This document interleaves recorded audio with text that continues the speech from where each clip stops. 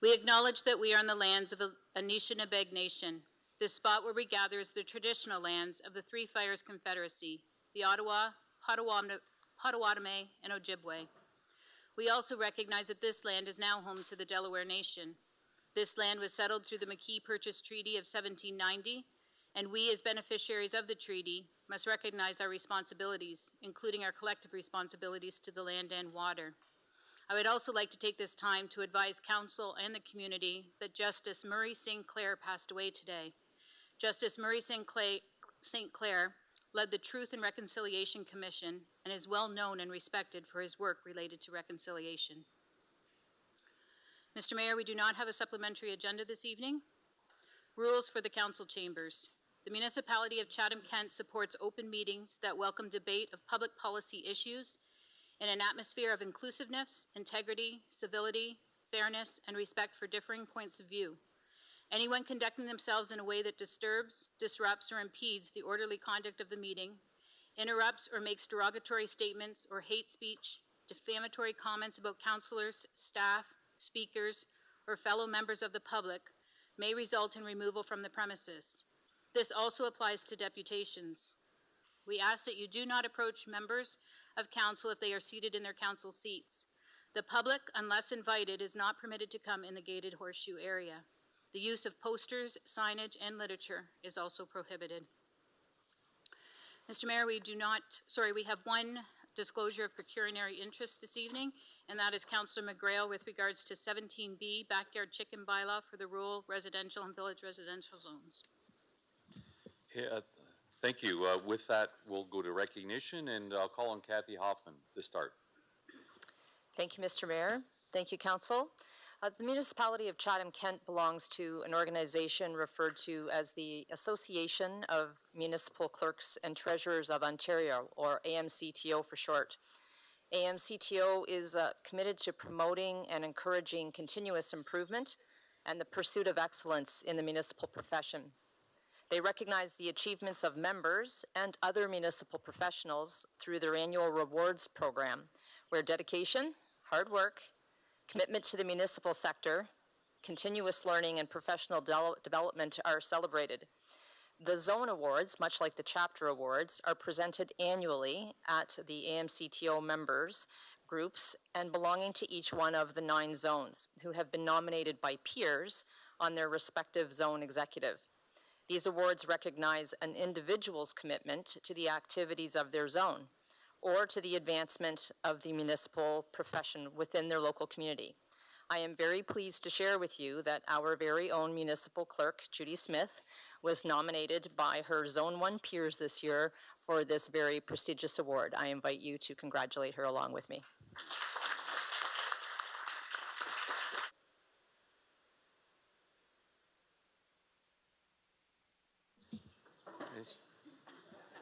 We've got time for a 22-second speech. Jody, well, I'll call on you to come up and start the recognition.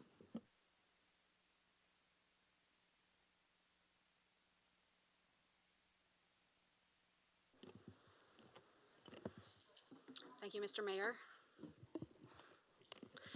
Through you to members of council and to the public, I wanted to share with you recognition about some organizations that were of tremendous support to us. As you know, early in the morning of Sunday, August the 25th, we received a call from Chatham-Kent's Fire Rescue Services notifying us that a fire had broken out at 99 McNaughton Ave here in Chatham, home to 126 Chatham-Kent residents. As a result of the fire, the building was completely evacuated. Residents of the building literally left their homes with the clothes on their back. They left behind their clothing, their medication, their personal effects, not knowing when they would be allowed to return to their home or in what state their home would be when they did return. Many community members and organizations came together to support the residents of 99 McNaughton during this very difficult time. I'd like to take a moment to recognize those who provided a great deal of assistance and made such a difference in so many people's lives. I'm just going to wait a moment as folks come in.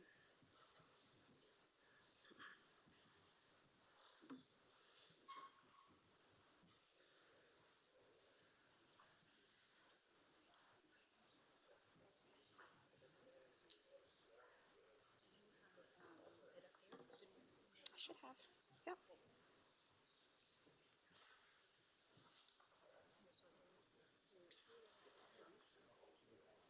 Yep. Can't I just advance the slides? There you go, yeah. Okay. Yep. Okay. Okay. So we have with us today a representative or two from a number of organizations that truly provided us with some outstanding support during the time of crisis. I'd like to invite each representative as to step forward when I call your name out to receive a certificate of recognition. I am going to start with Pine Court Apartments, Paul D'Amour. Pine Court Apartments hosted a donation center for us for a number of weeks, and their community room was extremely beneficial for individuals to come and grab the items. Paul wasn't able to Paul attend not this here? evening. Okay, thank you, Judy. Next, Tammy and Brent Ripley from Betty Bright Dry Cleaners and Laundromat. Okay, thank you. Dennis Cuz from the Emmanuel Baptist Church.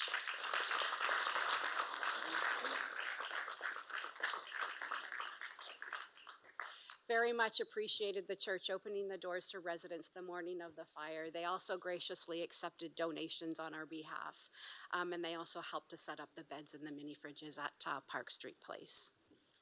Marie Bergsma and Dan Farrow. Okay, from Family Service Kent, provided transportation services for a number of different reasons for a number of different residents. Thank you.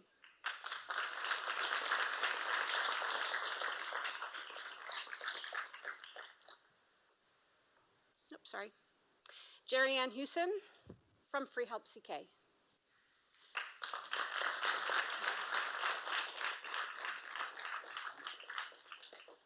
Again, allowed us graciously to use their site for donations and also connected us with the Handy Brothers. If Kalina Kreiderman and Mitch White are here, if you could come on up. They provided us with significant supports in moving the donations for us and provided the volunteers. Thank you.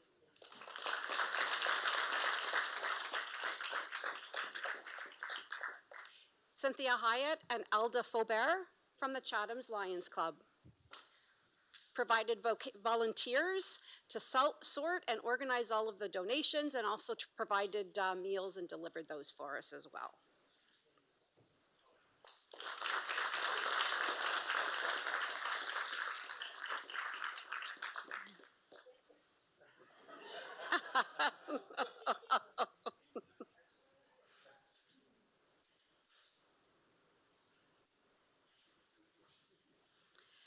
Faith and Peter Ford and Kevin Broadwood from Loads of Love managed all of the clothing donations for us and also sanitized all of the donations and did the deliveries for us to the donation center. Thank you.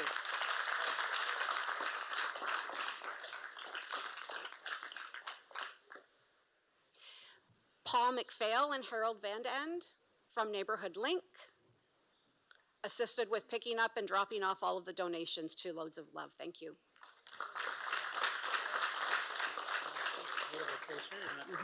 Yeah.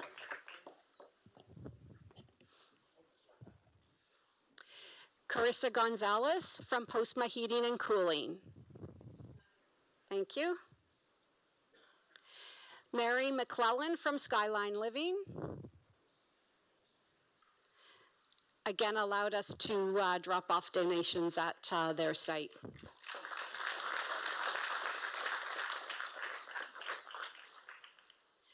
Dana Gibson and Evelyn Mayo from the Trinity United Church. Thank you again for allowing us to drop the donations off to your site.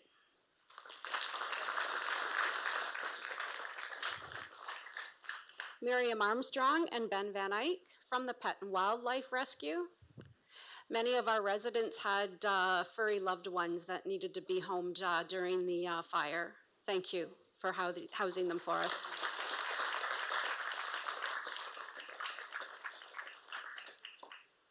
Donna Gerard from the Canadian Red Cross Society. The Red Cross was instrumental in providing food to residents and also to setting up the evacuation center and manning the evacuation center for our residents.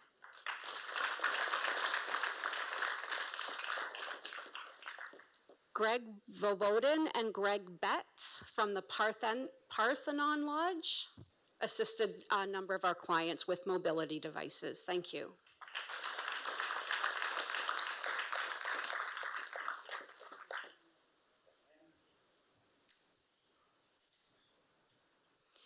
Peter Kennard from the Value Village donated a number of items to residents, which were much appreciated. Thank you.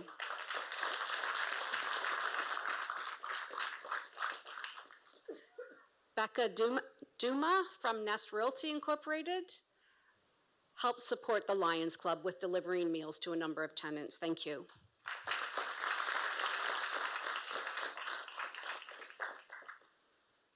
Bridget Blondie and Lawrence Rabbi from the Kiwanis Club of Chatham-Kent.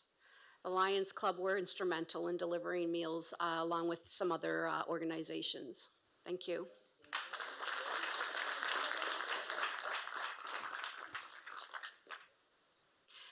David Constancio and Cassandra Arnell from Winmar Property Restoration Specialists.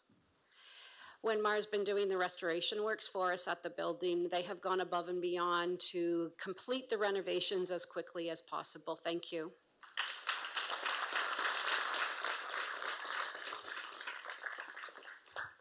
Our fire services, represented by Captain Spicer, PJ LaPrise, Mike Gifford, Brad Sinisak, Allison Griffiths, and Owen Bateman. Thank you so much for your response and the services and the supports that you provided for a number of days after the fire as well.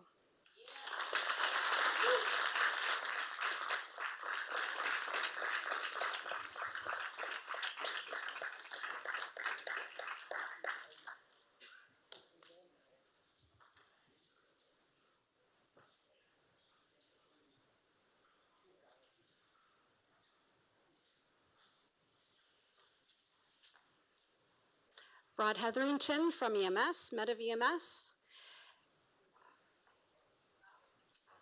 Absent? Okay, thank you.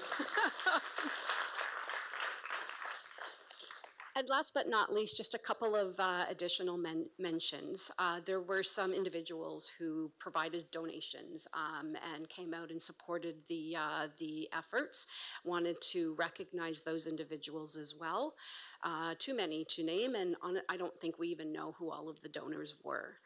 There's also, I'm hopeful that we actually mentioned all of the charitable organizations that were involved in this. My sincere apologies if we have missed anybody. There has been such a huge outcrying of support by the community. Was very much appreciated. Last but not least, I'd like to recognize the Chatham-Kent staff. There were many staff across the corporation who spent many hours tirelessly working to support the residents. It was just about everybody across the corporation, and the supports were absolutely tremendous, the way people came together to support the residents when they needed to. So I just wanted to mention that. Thank you as well. I just want to leave you with a quote from Coretta Scott King, who is the widow of Martin Luther King Jr. And in January of 2000, she attended a summit in honor of her late husband. And one of the comments that she made at that summit was that the greatness of a community is most accurately measured by the compassionate actions of its members. The greatness of Chatham-Kent was truly demonstrated over the last several months. Crisis will either bring out the best in people or it will bring out the worst in people. And the fire at 99 McNaughton truly brought out the best of the residents. So thank you to each of you for the work that you did, for the efforts that you provided. It was very much appreciated. Thank you.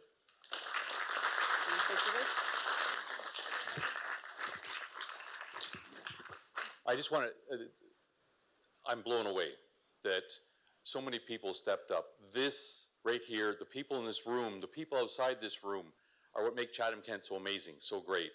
I spoke with people that came in from out of town, and after a couple of days, they've been to a lot of responses, and they're saying, I can't believe the amazing response that Chatham-Kent gave. So I want to thank you for giving so much of your time and energy to make Chatham-Kent an amazing place, and it's the least we could do to present these certificates, but thank you for everything you do. And I want to set a record for the biggest picture we've taken here, so all of us here, I want all the councillors to come up as well, and we're going to take one really big picture. We're going to try and get it all in here. I got panorama. Yeah, you need a panorama.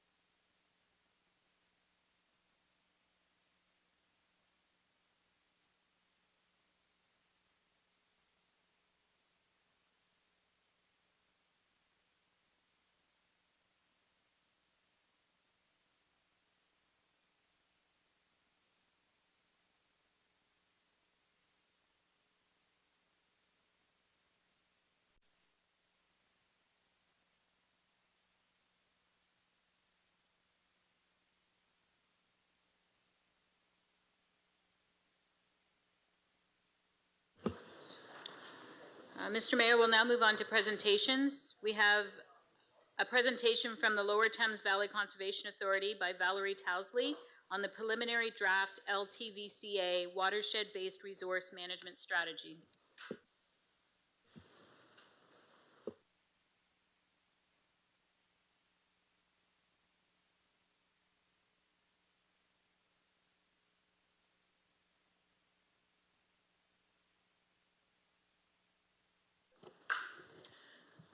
Good evening, Mr. Mayor, council members.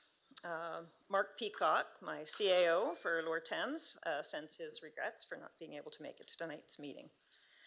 So I'm here to discuss the Lower Thames Valley Conservation Authority's draft watershed-based resource management strategy. This is one of 6 reports that was required under Ontario Regulation 68621, mandatory programs and services that the province required all conservation authorities to undertake. So the strategic plan results were determined by a keep it simple process. So then we came up with the following 5 rules in order to create a plan that is strategic and not an operational plan, a plan that is true to our statutory mandate, a plan that has ease of use and won't be shelved due to being too large or complicated to wade through, a plan that has actionable items and not generalities, and a plan that has the confidence of our key stakeholders. So instead of doing both a strategic plan and a watershed-based strategic plan, we combine both of these processes into one document, giving more depth to the strategic process that we had already begun undertaking. So CAs are mandated to, under Ontario Regulation 686/21, to deal with the natural hazards, conservation areas, drinking water source protection under the Clean Water Act, and the Provincial Water Quality Monitoring Network and the Provincial Groundwater Monitoring Network as prescribed by regulations.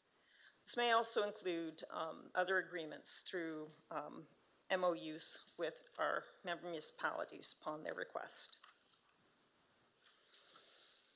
In 2023, all 10 of our member municipalities signed MOUs supporting all of our programs and services that we offered, as outlined under Appendix A of the MOU agreement, which was absolutely phenomenal. The elements of the plan include foundational statements, such as our vision, mission, core values, what needs to be done, and how we get it done. So our vision is for a balanced and healthy watershed. Our mission statement is leading by example in environmental conservation in partnership with community. And our core values are respect, integrity, commitment, objectivity, and collaboration. So there were 5 strategic areas of focus, which we broke up into 2 components: watershed management areas and organizational areas. So under the watershed management areas, we had healthy and climate resilient watersheds, supporting sustainable growth, and connecting people to nature. And under the organizational areas, we had partner of choice and organization of excellence. So under each of these 5 areas, we determined what programs went into which of the boxes, such as storage and agricultural programs under healthy climate resilient watersheds, planning, regulations, flood forecasting under supporting sustainable growth, our conservation areas, education, communications, and outreach under connecting people to nature, and then our partner of choice and organizational excellence spanning all of those components. So as a part of the process of generating the strategy, we relied on the Shared Waters Approach recommendations of the Chatham-Kent report, existing strategic planning documents, and input from our watershed residents, staff, and municipal members. I am not going to read these off, but these are the following 17 objectives that we got out of this process. They're listed on this slide, as well as in our document, which you can find under the consultation tab on our website. So as an example of responses received, we had such things as a need to create a climate action plan for the authority to deal with potential future impacts to our conservation areas and the infrastructure within those areas. Continuing our stewardship programs to increase a biodiverse landscape that would also have a bonus ability to deal with the changing climate. Continuing our PGM and our PWQMN programs, and reducing phosphorus within the watershed and eventually the Great Lakes. The next step is figuring out how we achieve these desired outcomes. So in 2023, all 10 of our, sorry, I already read that. My apologies. So going back to the 5 initiatives under a healthy and climate resilient watershed, we have the existing programs that we provide currently to community members and our member municipalities. So such things like our stewardship programs, water festivals that we host in Chatham-Kent, along with Chatham-Kent Council members, and participate in the Elgin one as well, and our watershed monitoring programs and our phosphorus programs. Then there's potential new and expansion of existing programs that we're looking towards, such as the Climate Action Plan, integrated watershed monitoring, an invasive species program, such as helping municipalities deal with fragmity issues, an expansion of the phosphorus program, which we recently got an amazing federal grant of $13 million in order to expand our phosphorus reduction program throughout the entire watershed.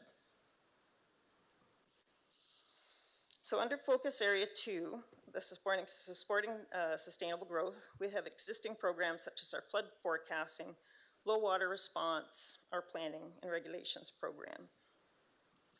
And under new and expanded, under this initiative, we are looking at floodplain mapping and risk assessment strategy, a watershed monitoring program, an ice management plan, which was one of the documents required under 68621, new development policies, operational plans for our flood control structures, which we currently have operational policies for each of those individual structures, but now they're going to be in one larger document. For our third focus area, we're connecting people to nature. We have our existing vast array of stewardship programs that are available across the watershed, our outreach and education programs, and our active conservation areas. For new and expanded programs in this area, we are looking at generating land strategy, another requirement of 686, undertake a natural heritage strategy, and we are also looking to generate a strategic plan for both the Skenado Village and the CM Wilson Learning Center. Under Focus Area 4, Partner of Choice, we are continuing with our customer service program, our stewardship awards to watershed residents, and our financial reporting to our member municipalities, which is provided to our board members at each meeting and also available through our meetings and agenda minute page on our website. For new and expanded programs for this area, we are looking to expand on our Indigenous training program and a new communication and outreach strategy. And lastly, under Focus Area 5, Organizational Excellence, we currently have regular HR and Health and Safety Committee meetings, monthly staff meetings to help build team environment, strengthen staff stability, and improve internal communications. For new and expanded programs, we are going to be undertaking a salary review in 2025, which was approved by the Board of Directors, as we lost roughly 1/3 of staff in 2023 due to wages not being competitive. We will also be updating our hiring procedures and undertaking an asset management plan, which is a huge undertaking and which will be finalized at the end of this year and is also a part of 68621 requirements. You can find our watershed-based resource management strategy through our website. All you have to do is type in LTVCA, and at the bottom of that home page, under bids and consultation, you will find our draft watershed management strategy as well as our draft land management strategy, which was just completed. And any comments are greatly appreciated. Thank you. And any comments? Any questions? Councillor Scotchy? Just one comment, wanted to say how thankful we are for such great, healthy relationship that we have in the municipality, and Definitely. Look forward to continuing to work with you guys. Thank you very much. Thank you. Thank you. Thank you. We'll now move on to deputations. We have one deputation this evening. It is with regards to item 19B, the Sydenham River Slope Stabilization, Glasgow Line and Short Line Municipal Class Environmental Assessment. I will now call upon Beth Nevels for her deputation. I'll remind you that you have 5 minutes and the timer is on the screen. Welcome.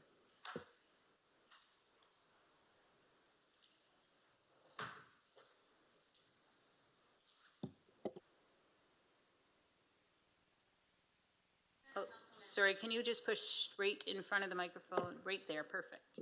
Okay, sorry. Mayor and council members, thank you for your time. So we can express our views on the Sydenham River Slope Stabilization Glasgow Line Short Line. Tonight we'll be talking about Site 2. Our farms are directly affected by Site 2 and by Site 3. My name is Beth Nevels, and I am speaking on behalf of my husband Ken and our parents Larry and Bonnie Nevels. We are a multi-generational farm that ourselves, our parents, grandparents, and great-grandparents have worked hard to obtain and keep for our future generations. Promises have been made to keep the land in the family. We take pride in our crops, and we take the time and care to make sure our land is sustainable for future generations. After many meetings about this study and options, the initial choice for Site 2 was to close the road at a cost of $400,000. We are in agreement of this choice, even though we knew it would affect our travel time to Tupperville, to LAC, and to Agres. It would also cut down on traffic that happens all hours of the night and hopefully make the road conditions better, as our road is consistently tore up by four-wheelers and other traffic as a shortcut between Dresden and Tupperville when they don't want to use the base line. But they decided that this wasn't an option due to safety concerns from the fire departments. We are currently on the Tupperville service, and they stated it would add 6 minutes to their drive, but it was never discussed or offered to just change the boundary line and have us on the Dresden service, which we were at one time on the Dresden Fire Department service, but it got changed over the years. If we cannot close the road, we would prefer option 4, which is to fix the road like they are suggesting for sites 1, 3, and 4. We do not agree with or support option 3 to realign the road. There is a comment made in the report, and I quote, "Option 3, road realignment, is preferred alternative, having the least overall impact for site 2. This definitely is not true, as it has the most impact to us, the people who own the land and will lose that land and the income for us and future generations. Why should we be punished by the municipality wanting our land by being forced to sell when we have to pay taxes on the land sold and also report it as an income? We lose big time. Why should we be penalized? The only impact the study looks at is cost. When you look at their numbers, they have severely underestimated the cost that we believe. The initial cost to close the road was $400,000. Now they are stating it will cost $600,000 to realign the road. Just think about that for a minute. For $600,000, they want to do the following: close the road, move the utilities, which includes Bell and a major glass line that feeds Dresden, which the consultants did not know about existed until we informed them. Will Enbridge want to move the line? How much would this cost? There would be more damage to our fields moving this line. They want to build a new road, return their closed road back to its natural state. If they do not, the road would be accessible to four-wheelers and dirt bikes, since it would be beside the new road. Purchase 1.05 hectares, plus also purchase 0.75 hectares of land that is injuriously affected, which is 4.5 acres total. Land in our area right now is selling for around $40,000 an acre. So you are looking at almost $200,000 there alone. Fixing drainage in our fields after construction is done as it will be damaged as well. Also fixing the topsoil that would be ruined along the proposed road during construction that has cost us thousands of dollars over the years. If you think about all that, I have just to mention, there is no way it can be done for $600,000. Plus, they have not thought about the cost during construction of a proposed new road. Depending on when the construction would happen, it would affect us. If it is in the spring, we'd have limited access to our fields, which would affect our planting. If it's in the summer or fall again, we would have crops destroyed. It could be difficult to access our fields with our equipment as well. We are also concerned about the Neville Cemetery, which we have in our field as well. We have had people go up to that through our fields to the cemetery and have caused damage. In all honesty, during the public consultation, people don't care if the realigned road is chosen or if it doesn't affect them, but we do care that affect us. We'd also want to inform you, which is not included in the consultation report, that this existing road is a given road. We pay taxes from the riverbed to the railroad tracks. So right now, the existing road is on our land, we pay taxes on. If the road is realigned, who's going to pay the taxes from the riverbank to the new road, and who is going to have the deed rewritten? Again, this affects us, not once, but it mentioned in the consultation report how that is handled. We are asking for you not to approve option 3 to realign the road on site 2. I guess I'm out of time. Thank you. You had one sentence left, but good job. We'll now move on to consent agenda. The following items this evening have been pulled. Item 15A, R24-259, Chatham-Kent leaf and yard waste grinding at the drop-off depots, pulled by Councillor Sakatchi and Councillor Doyle. Item 16A, Chatham-Kent Public Library Annual Report 2023 has been pulled for a presentation. Item 16B, Public Utilities Commission Governance Review has been pulled by Councillor Anderson and Councillor Sakatchi. Item 17A, Ward Boundary and Council Composition Review Second Report has been pulled for a presentation and by Councillor Sakatchi, Councillor Anderson, and Councillor Harrigan. Item 17B, Backyard Chicken Bylaw for Rural Residential and Village Residential Zones Pilot Program. There is a conflict by Councillor McGrail. It has been pulled by Councillor Sakachi, Councillor Doyle, and Councillor Jubenville. Item 17C, Diversity, Equity, Inclusion, and Justice Strategy Update Number 8 has been pulled by Councillor Jubenville. Item 17E, the motion of Councillor Jubenville regarding a referendum in Chatham-Kent regarding Chatham-Kent Community Hub has been pulled by the clerk and by Councillor Jubenville. Item 18A, recommendations for ongoing encampment supports and responses has been pulled by Councillor Sakachi, Councillor Harrigan, and Councillor Jubenville. Item 19A, gravel road conversion and maintenance strategies, pulled by Councillor Doyle. Item 19B, Sydenham River Slope Stabilization, Glasgow Line and Short Line Municipal Class Environmental Assessment has been pulled by Councillor McGrail and Councillor Jubenville. Item 19C, the motion of Councillor Sakachi regarding Road Safety Action Plan Education Campaign, pulled by Councillor Sakachi. Item 21B, the August 2024 Budget Variance Forecast has been pulled for a presentation. And item 21C, clarification regarding direction provided to administration regarding the 7.5% departmental budgetary annual decrease has been pulled by administration. Therefore, the remaining reports left in the consent agenda for when motion voting is 15B, 15C, 17D, 20A, B, and 21A. Councillor Hall and Councillor McGrail, can I get you to move the consent agenda, please? So moved. And seconded. Any questions? Seeing none, we'll put it to vote. Councillor Allen? Yes.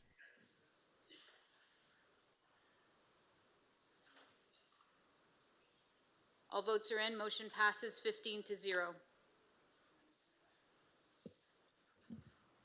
Item 15, tender awards. 15A, R24-259, Chatham-Kent Leaf and Yard Waste Grinding at the drop-off depots. Councillor Doyle and Councillor Scott, you can put this on the floor, please. Happy to move that. Yes, seconded, Kenneth. Councillor Doyle? Thank you, Mayor. So I guess my question's for Huda.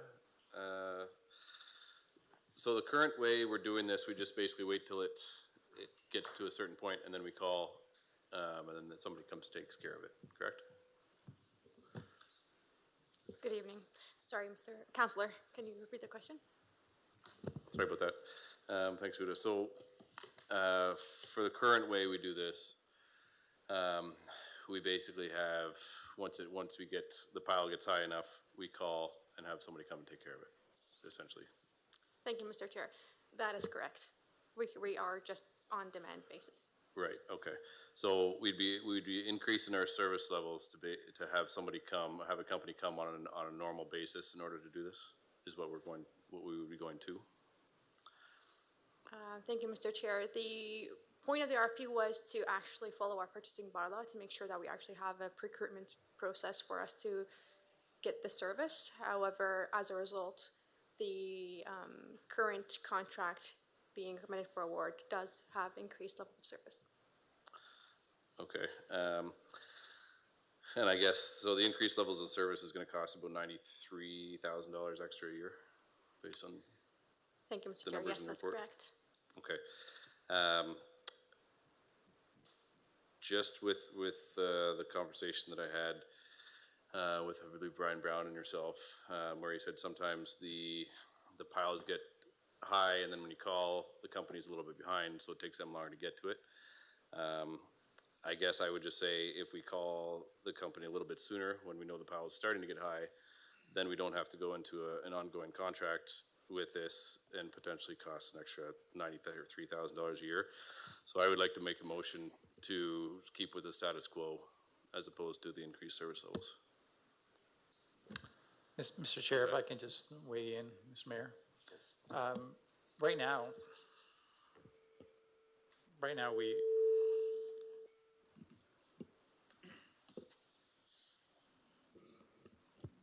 we do not have a contract, and we're not following our purchasing policy. We actually need to enter into a contract with someone to provide this service. We shouldn't be calling them just, whenever it's needed on, as we've been doing right now, because that doesn't conform with our purchasing policy. So no matter what we do moving forward, we will need to go out to an RFP and enter into a contract with someone to undertake this service. Then I gotta take what I just said off the table. Yes. So we do have a motion on the floor, so if that gets turned down, then you can bring up something. Okay, well, I guess if we have to have something, that would have been nice to know in the phone call today, but thanks. Councillor Scotchy? Thank you, Mayor Caniff. I guess just more of a quick question to Edward Soldo, or who do you, but I did talk to you just briefly before the meeting. Just because I know our organics, it looks like we're going to start to try to prioritize more yard and leaf pickup potentially in the future, and we see that this cost is increasing. Is there a potential before the future tender comes back that we can look at the potential of purchasing some equipment to see if there's any cost savings, given the fact that we're looking at like $100,000 almost increase, as well as in 2 years if we're doing more and it's getting more expensive, if that becomes more feasible. I'm not sure if you require a motion for that, Edward, or just a question to you. Thank you, Mr. Mayor, through you to the councillor. In terms of how we deliver the service, we should always be looking at the most efficient ways that we can actually do that. This contract is for 3 years plus 2 additional years. What I would say to you is that given the costs have been increasing, what we will do before the next contract is look at a business case where potentially, what are the options of bringing it in-house versus doing this through a contracted service. So it is something that we can go back and look at and bring back to council so that you can make that decision before we go out to the next tender. Do you want to bring that service in-house, or do we go with contracted services? Thank you. That is all, Mayor Caniff. Seeing no other questions, we'll put it to vote. Councillor Allen? Yes. All votes are in. Motion passes 15-1.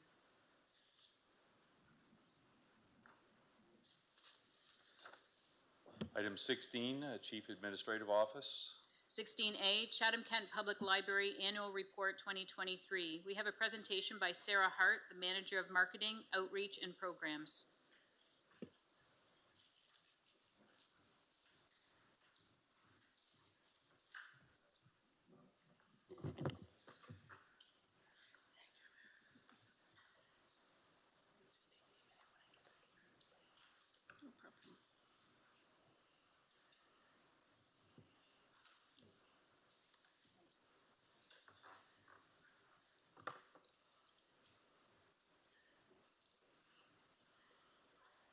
While I'm waiting for the presentation, you do have a copy of the annual report at your desk, councillors, and it's also available on our website, ckpl.ca, for anyone who would like to use it. And tonight I'll just be highlighting some of our achievements in 2023 and then reviewing some of the numbers in that report with you.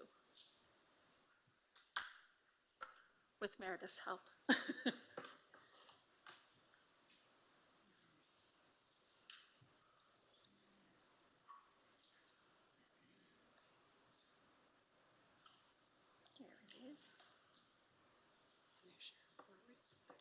Thank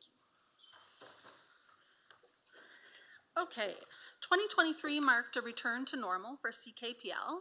Patrons have returned to CKPL to enjoy regular open hours, in-person programming, and safe, welcoming, and inviting spaces.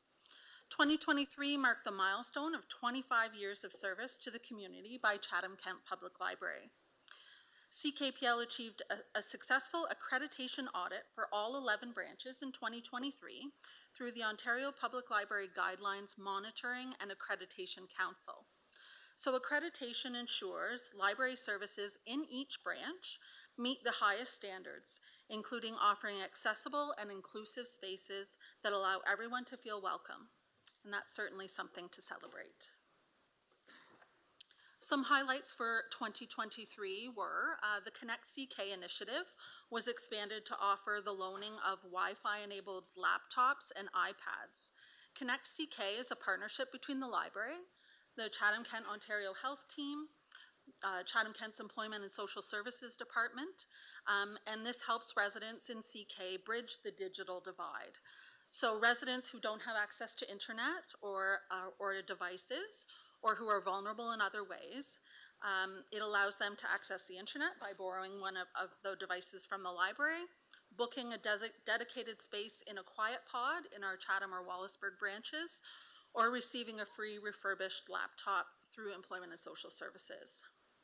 So 2023 also saw the implementation of RFID technology at each branch. Efficiencies from this technology have enabled CKPL to improve our customer service, giving staff more time to spend with patrons to connect them with information they're seeking, more library services, and also community resources. Pictured here are some patrons at the Highgate branch who enjoyed using the new Express Checkout, which works through RFID, and it's very easy and quick to use. The Clash of the Classrooms Reading Challenge is in partnership with Lambton County Library, and this challenged students to work together toward a reading goal. In total, 86 classes from 36 schools in Chatham-Kent registered for the challenge. These classes read a total of 521,924 minutes, and 2 elementary and 2 high school classes won a pizza party for their efforts.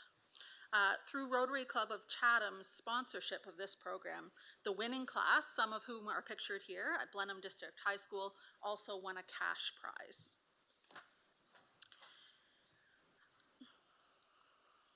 After launching a video game collection in 2022, CKPL expanded that collection in 2023 based on its popularity, the demand, and patron feedback to include PlayStation 4, PlayStation 5, and Xbox titles to complement the already successful Switch games.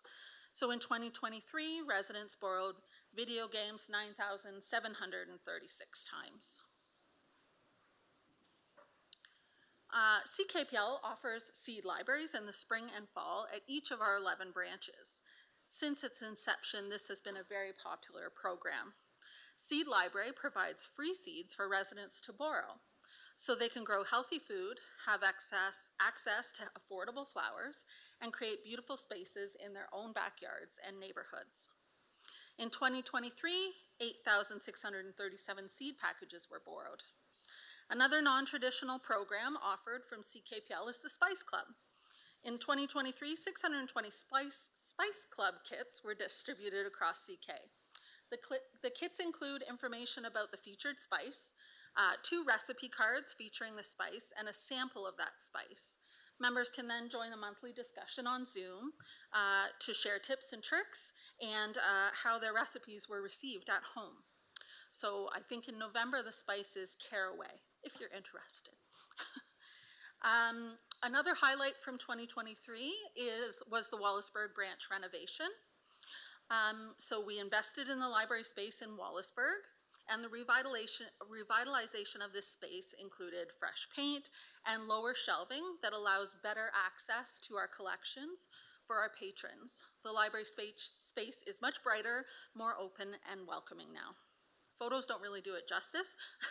I see many patrons coming in to sit at the tables, enjoy the view of the river while they use the library space to read or to work or to chat. Now I'll highlight some of the numbers for you that help to illustrate the continued use of your public library and the value that we offer to the community. So in 2023, residents borrowed and downloaded 880,768 items from the library. Total circulation increased 3% over 2022. There was a slight increase in physical items borrowed and an 11% increase in downloads from our virtual library. It's important to note that physical items represented 73% of that total circulation number in 2023. Extra points to anyone who can tell me which branch this picture was taken in. I'll tell you, it's Wheatley branch. Visits to the library reached 271,305 people in 2023. That's a 22% increase over 2022. CKPL saw an additional almost 50,000 people through the doors this year, and in 2024, we're tracking towards a further increase in visits. We're still looking forward to reaching pre-pandemic visit numbers, which in 2019 were over 350,000 people. This picture shows the launch of the TD Summer Reading Club in June of 2023 at the Chatham branch. Questions answered increased 23% over 2022. We're noticing a change in the type of questions. We have many more questions about community information and resources, and a lot of increased use and support needed to print documents and send faxes. Questions about technology and troubleshooting that technology are always going to be popular at the library. We don't expect that to change. 2 in every 3 households in Chatham-Kent have a library card. CKPL has 38,535 active card holders, and an active card holder is anyone who has used their card in the last 2 years. In 2023, CKPL created 4,205 new cards for patrons, and the number of new cards created each year has been on the rise each year over the last 4 years. The number of programs offered across 11 branches increased 23% in 2023. Free programs are a staple at CKPL. Programming provides access by showcasing available collections, resources, and services. It inspires a love of reading in our youngest residents and is a beneficial social activity for all ages. Programming fosters a sense of belonging and community for all.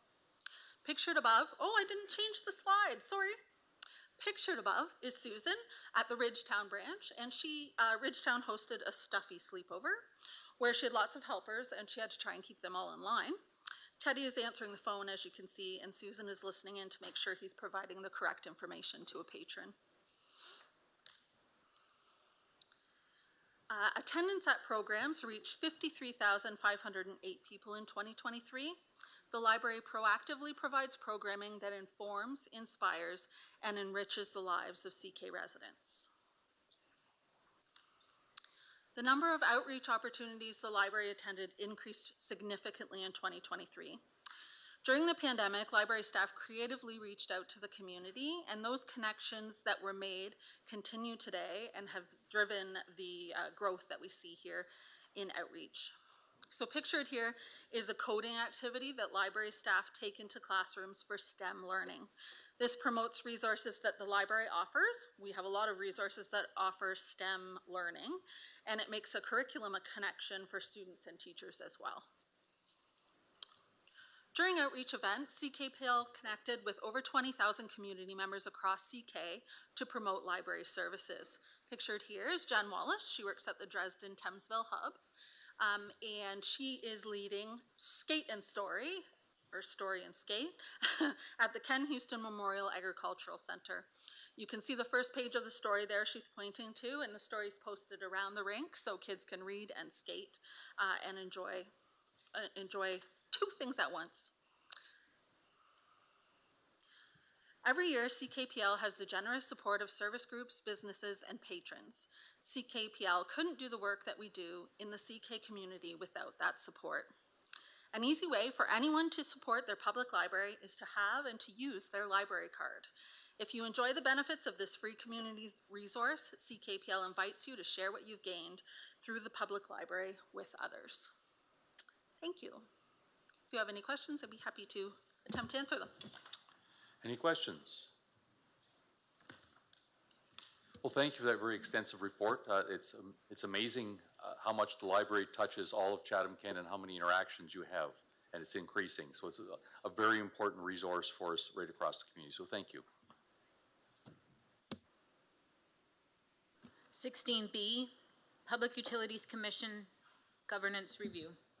Councillor Anderson and Councillor Crew, can I get puts us on the floor, please? I am happy to do that. Second. Councillor Anderson?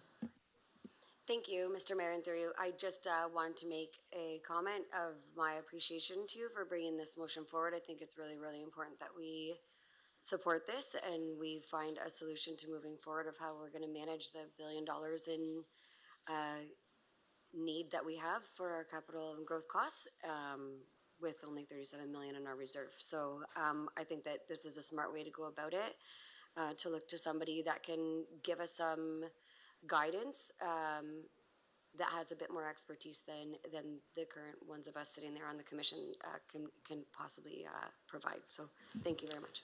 Councillor Crew, followed by Councillor C. McGregor. Thank you. I don't have any comments. I guess it's just a way to look for efficiencies going forward, and we need to review. We haven't done this since amalgamation, I believe, and so I think, taking a good hard look at it is probably a very good practice to do on an ongoing basis. Councillor C. McGregor, followed by Councillor Story. Thank you, and through the mayor. I do also appreciate you bringing this forward. I know we had conversations about this prior to the motion coming forward, and I think it is a really good time for us to be able to look at this with the future projections and housing and everything that is going on within the municipality.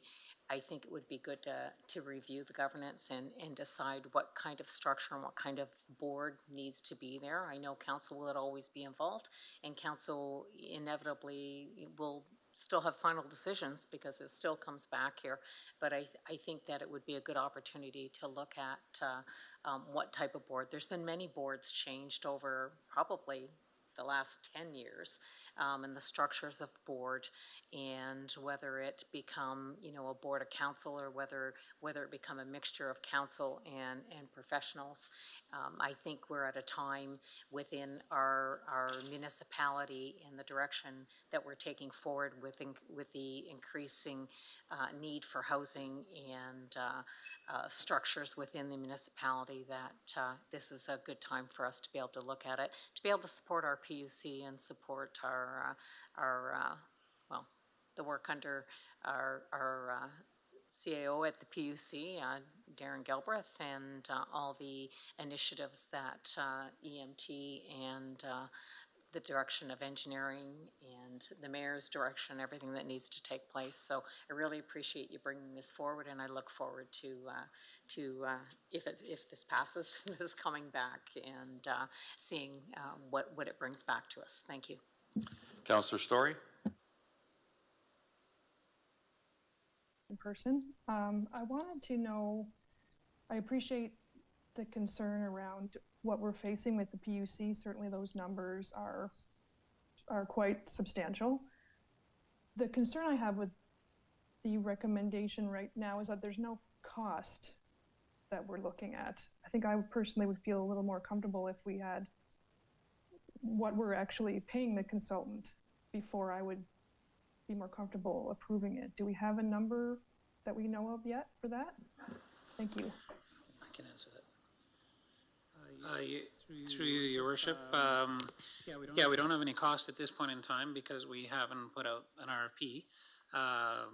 So we would, obviously the commission and council would be made aware of what kind of submissions come forward. My guess would be somewhere between $60,000 to $100,000. But without taking it to the market, it's difficult to say, but studies like this are generally in that amount.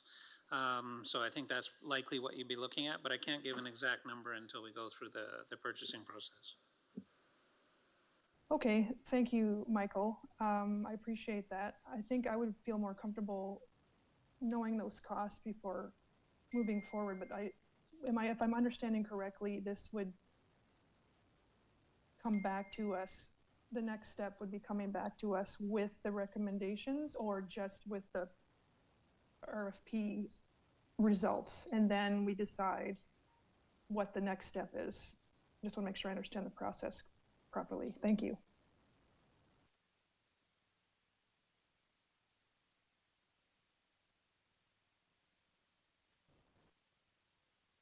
Well, the way the motion is written right now, it just says that administration enter into a contract. This is a little bit unusual because it's one that involves the PUC and not necessarily the, municipal staff. So it is being paid for out of the PUC, water and wastewater reserve. So I would defer to the PUC chair or the CEO to comment on what process they would prefer. Like I said, I think it'll be between 60 to 100,000. I will say that there's probably not a huge rush on this, but the challenge is every time we bring it back to council, it means it's going to take longer to get the process completed. So I'll leave that there. Thank you. I'm sorry, I can't tell if anyone else is going to speak, but would it also be perhaps prudent to wait to see what the ward boundaries and our council composition might be before doing this? I just have a few concerns that maybe we might want to wait on this, but without a cost and everything else. I'm sorry, I can't see who might be waiting to speak, but I think if we were going to do the council review as well, maybe once we know what council is going to look like, then we would have a better sense of what the PUC composition might look like as well. Thanks. Councillor C. McGregor? Thank you. And I, regardless of what the ward boundaries look like, the demographics and the makeup of the PUC is not going to change. We don't base our water and wastewater on a ward system. It is and Darren could probably add to that. But I do believe that the thoughts and through conversation, and the mayor can correct me, he is the one that brought the motion. But the thought would be to get the RFP out, get the information back, and if there was to be a change in governance and structure, probably the ideal time would be with the next session or after the next set of elections for municipal council, because that will be when the next board is appointed to the PUC. Does that okay. Answer your question? I think so. Thank you very much. I appreciate that.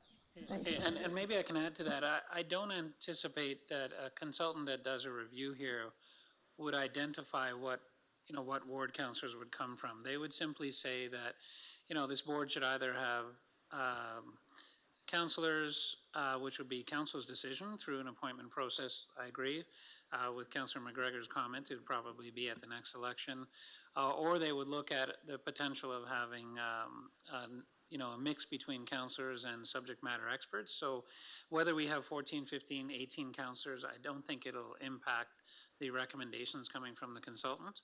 And I do agree ultimately that if there is a change to governance, it's likely going to coincide with a 2026 change as opposed to sort of midterm. It will take a while if we go to a different model to get there. So hopefully that addresses your question, Councillor Story. Yes, thanks very much. Seeing no other question, I'll just add a couple things. As the one that brought the motion to the PUC, it's been 25 plus years since we've looked at how it's governed, and especially when you look that we are going to be spending potentially $1 billion in the next 10 to 15 years, we need to make sure that we have best practices in our governance. That when I look at the board composition now, we have all councillors sitting on there. None of us are experts in water, wastewater. We really need to make sure that there's individuals with expertise sitting at the board that they know what questions to ask, etc. I look at Integris, for instance. That's one of the reasons that board is so successful, because there's a number of experts sitting on it. We don't have all of council sitting on it. We have industry experts. And as well, it's meant to do what's the best practices of the working between the PUC and the municipality? Because there are two separate entities. We need to look at how best we can work together. There's lots of potential synergies and those type of things that we may or may not be taking advantage of. So those are some of the reasons we need to look at it, and we need to have somebody external that knows the best practice and come in and say, here, these are great ways to make sure you improve how we ultimately deliver service to the public. Seeing no other questions, then we'll put it to vote.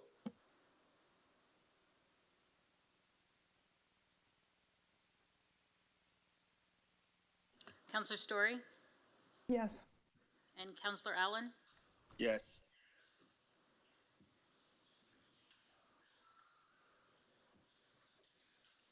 All votes are in. Motion passes 16-1.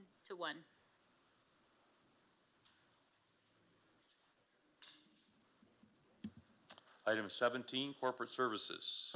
17A, Ward Boundary and Council Composition Review, second report. Council, I'd like to welcome back from Strategy Corps, Sabine and Olivia, and perhaps Hannah is also there. Sabine, they're all participating virtually this evening, and they do have a brief presentation for council. So welcome Sabine and welcome Olivia. Thank you very much. It's a great pleasure to be back before you again. To some degree, this is, you know, what you've all been waiting for, I guess, which is what some options could look like. Report, yeah, excellent. Here it is. So if you could just jump to the next slide, Olivia. You'll recall that when we were before you last time, we had a great discussion, and the result was that we were to come back to you with a status quo option that maintained 18 councillors, but that addressed the various issues that we'd identified. And you'll see that in the package that I hope you've had a chance to take a look at. We've done that in a way that would set you up for the next few elections as required by the terms of reference. We were also directed to come back with options that would result in a council of 15 and a council of 13. So we have 3 options that deliver on each. And the interesting thing is that in the case of a council of 13, there's also a couple of possible mix and match permutations that allow some of the pieces basically to be interchangeable. If you preferred one expression of the wards in Chatham, the urban area of Chatham, or a different expression of the wards in the remainder of the municipality, those would be possible. So there's several different permutations that we have. If you jump to the next slide, what we're really here today, the good news is we're not asking for a final decision of any kind today. And, you know, mindful of the amount of time that we have tonight, what we're really just looking for is 2 things. One is, if there are any missing options that you would have liked to have seen, there is still time for us to either answer why they're not here or potentially come up with that so that when we take the package out to the community, it can be there. But what I'll tell you is that what we've done is we've tried to do things that made the most sense based on a rational starting point of you know, your existing system, and then having due regard to the key features, but also really the biggest thing is the math. You know, it's the uneven distribution of the population that makes it you know, a significant constraint on the ways that you can arrange things. But if there were any options that you were hoping to see that aren't here, we'd be happy to hear about that tonight, because we'd like to get the consultation going digitally really by the end of the week, and there would still be time to either explain why we haven't created the option that you might have been hoping to see, or to put one together so that we could add that to the package. The other thing we were hoping to just canvass is if there were any obvious problems that you'd like to identify, but we're hopeful that there aren't any of those.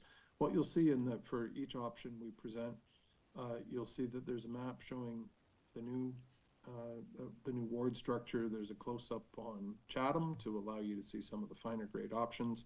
And then there's a chart that's showing the population of each ward and its relative parity. You'll recall that variances of less than 12.5% are considered optimal. Variances of 12.5% to 25% are acceptable, but they're not as good. And I'm happy to tell you that we haven't proposed any variance of more than 25%. Now, what that means is every one of these options that we've presented to you is viable. On the cutting room floor, as it were, are, the graveyard of dead options. There's all kinds of ones that we worked out where, this ward would be too fat or that ward would be too skinny. And of course, the other thing that we've really tried to do is not create, funny bits that stick into each other just to get the numbers right. So we've tried to really respect the balance between existing communities and making sure that we're not dividing them for no good reason. We've tried to not leave odd stray bits that would be difficult to serve, or where the people in that place would feel oddly attached to a place that they don't really feel a connection to. But I think what you'll see is there's a kind of happy coincidence between the way Chatham-Kent has been growing and the way it's possible to divide it up that creates some pretty attractive different alignments. But that's what all in the eye of the beholder. That's what the consultation is about, and that's of course what we're here to talk about. So what I'll do is I just want to thank Olivia and Hannah and the team from Sejeki Planning. They've done all kinds of work over the last few weeks with a lot of which has happened at odd hours of the day and with considerable eye strain. And I think we've all really enjoyed doing it. But I did want to acknowledge their efforts because and the reason Olivia will be taking you through the options is because she's the one who's built most of them and done a lot of that hard work. But what stands behind each of the options you have here is what we're looking to do is take them to the public, see what they say.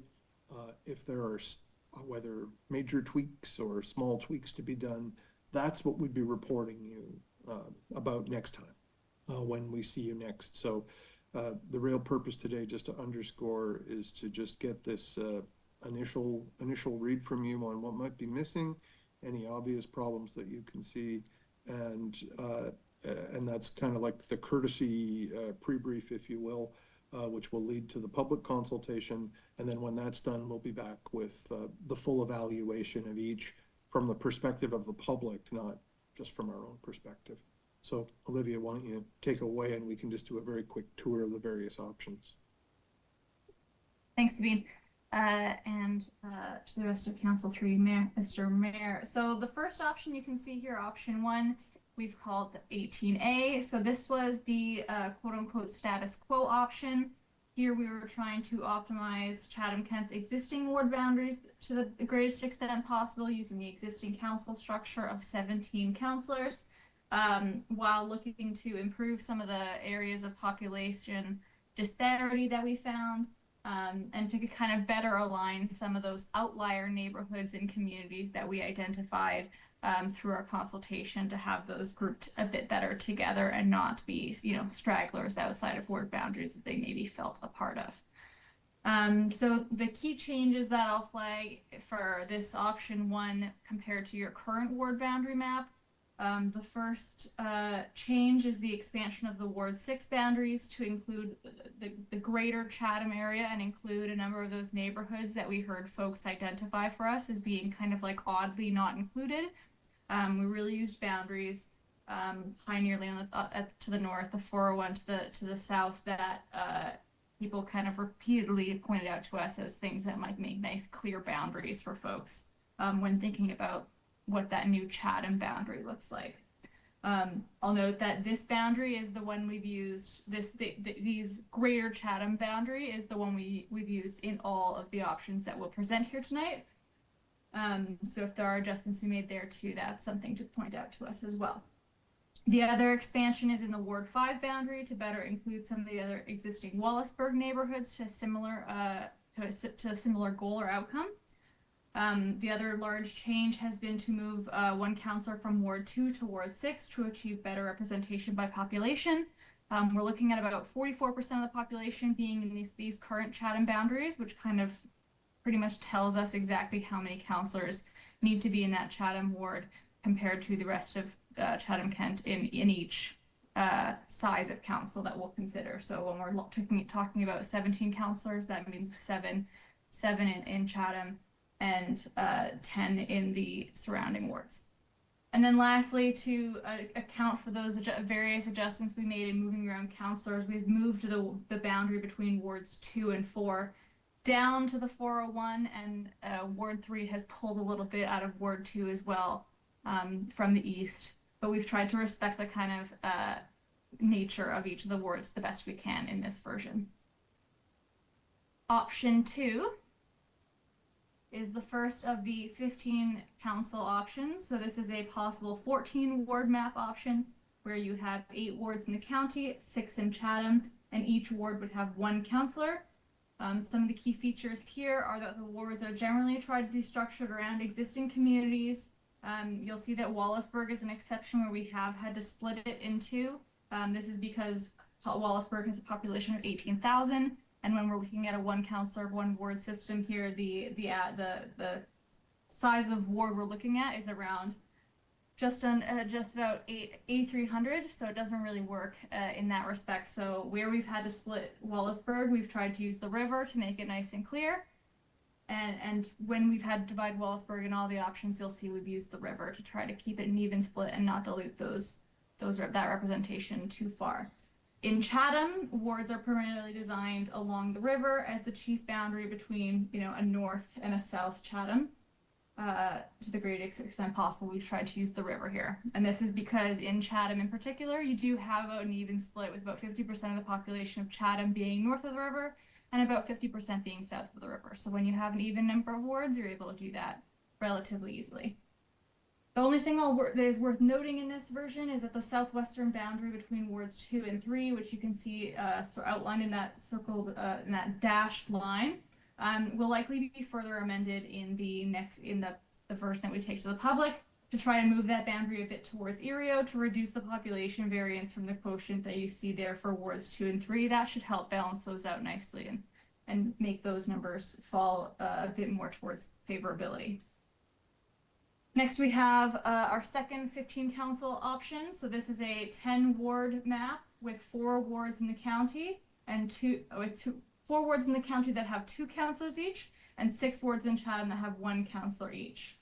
So worth noting is that the wards are generally, again, structured around existing communities. In this case, you can see we've kept Wallaceburg together because we're dealing with a larger...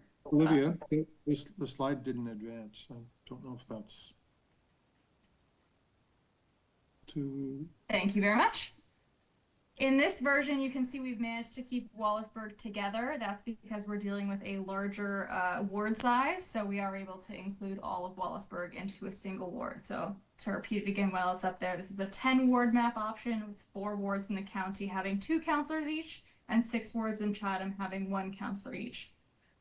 We've tried to use the river and the 401 as clearly defined boundaries in the county. And the wards in Chatham are the same as they are in the previous option.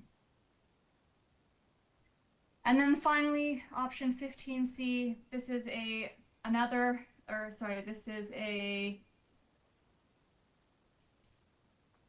7 ward map option with 4 wards in the county and 3 wards in Chatham. And in this version, every ward would have 2 councillors. So in this option, the county wards are the same as they were in the previous option where we had 2 councillors per ward in the county, but we've also provided for 2 councillors per ward in Chatham, and in Chatham we tried to design those wards around providing each ward with a bit of a downtown and a bit of a suburban representation to achieve that 3-ward distribution in Chatham. But it does mean that, again, in these cases, we can't really use the river as a boundary because 3 is an uneven number when you have that 50-50 split. So that is the 15 council options. Option 5 is the first of the 13 council size options.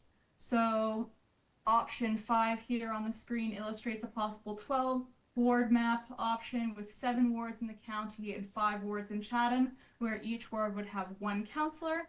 Some of the key features here is that we've tried to, again, use the river and the 401 as clearly defined boundaries wherever possible. Generally, the wards are designed in this version to reflect existing ward boundaries in grouped communities. Again, trying to pay respect to the existing boundaries that people said do work well wherever possible. And again, with the exception of Wallaceburg, which, similar to option 15A, is split along the river. In Chatham, the wards are based on a single downtown ward with four more suburban wards surrounding it. And again, the river does not really make a practical boundary here because we have an odd number of wards to consider. Option 6 is option 13B. So this is an alternative 12-ward map option where you have 7 wards in the county and 5 wards in Chatham, and each has, again, 1 councillor. So this is where Sabine was talking about those permutations in both 13A and B. You could conceivably use either Chatham map. Those could be used interchangeably with either Kent or county map because the Chatham boundaries you've used are the same in each option. So key features of this map are that the wards are generally more structured around existing communities, the existing communities individually as opposed to your previous ward boundary maps. Again, except for Wallaceburg, which is split as it is in 15A and 13A. The river is used as a defined boundary in the county wards across the east and west of Chatham. And in Chatham, the wards in this design are really designed a bit more to reflect that north-south divide as effectively as possible, acknowledging that we can't use the river again because it's an odd number of wards there. Worth noting here, again, outlined in that dashed circle, this option really illustrates maybe some of the issues with using the river along the entire municipality when we're considering the county because of the density of population to the south of the river. So to fix this, to fix some of the numbers that you'll see there that start inching towards not being in that optimal or suboptimal range, would really require that we bump that ward to northern boundary north of the river, which could be done and will likely bring an option that does that, because we don't really want to go into the Chatham wards, respecting that those Chatham boundaries are likely to be respected nicely. So that's the option 6. And then the final 13 council size option is 13C, option 7. So this option illustrates a possible 9 ward map with 3 county wards with 2 councillors, 1 county ward with 1 councillor, and 5 Chatham wards with 1 councillor each. This was in an attempt to give you guys a more similar option as we have with the 15 council ward, acknowledging that dividing the county into 3 wards does get quite messy and results in really big wards that would likely be unruly for people to be able to navigate and then provide effective representation for. So we wanted to give you an option of what this might look like, considering that. Olivia, could you move the slide again? Pardon? I think the slide was off again. Oh. Thank you. So the last option here, you can see you've got the 4 wards in the county that are a bit more geographically not too unruly as they might be if we just had, and also for this size of council, we couldn't have 2 councillors per ward across 4 wards because that would skew the balance between rural and urban representation. So in this version of the map, the Chatham wards are the same as they are in 13A. So again, interchangeable. You could, in this version, also use 13B Chatham wards in place of the ones we have here. But to illustrate that there are additional permutations here that you could use beyond just having uniformly 1 or 2 councillors per ward. So that is the toured options, and I'll maybe pass it back to Sabine to wrap up with those questions again. Just a couple of observations. I mean, the comforting thing about the options is that most of them sit with a lot of green, well within the 12.5%. While there's some of the pale yellow, which is, suboptimal, those are still all acceptable. And when you do this a lot, what you find is how many of them, when you try and come up with something, there's always, some awkward cluster of population that just doesn't make any sense to split, and it winds up pushing an option into the red. And so there's really quite a few acceptable options here, and quite a lot to work with. So we're hoping that through the community consultation, we can get a sense of whether some of these boundaries are, awkward or not, from a point of view of the people who really live there. But at least they start off, for the most part, representing significant boundaries that have been brought to our attention, whether it be rivers or whether it be major arteries. We've really tried to respect the sort of the center area of Chatham, and then try to anchor other wards around, significant towns or hamlets. So the nice thing is there's lots to work with. So we're just looking forward to getting out and consulting with the public, but again, wanted to have this briefing with you to see if there was any initial feedback before we do that. So thank you, Mr. Mayor. We can stop it there and happy to take any questions. Sorry, thanks, Sabine. As this is an information report, so I'm really going to try and stick with what Sabine has asked here as far as input. We are going to have, they're going to go to the public input. We'll have lots of time, or we're going to have a meeting that will deal specifically with supporting, whether you support 18, 15, 12, or those type of things. That will be their next meeting. This is more of these. So when we, I've got 4 speakers now. It's not an information. Oh, sorry, I apologize. Okay. Sorry, be direct to present options. Okay. Thank you. All right, so Councillor Sakachi and Anderson, can I get you on the floor, please? No, it's okay. Okay, Councillor Anderson, Councillor Harrigan, can I get you on the floor, please? I am happy to do that. Sorry, just point of order. This is an information report. What are we putting on the floor? Or we're putting no, the next I steps? stand corrected here. There's a recommendation strategy where you direct you to present options At the of ward engagement. boundaries for public consultation. Yes, I So- will second that. Okay, Councillor Sakachi, or sorry, Councillor Anderson, Councillor Harrigan.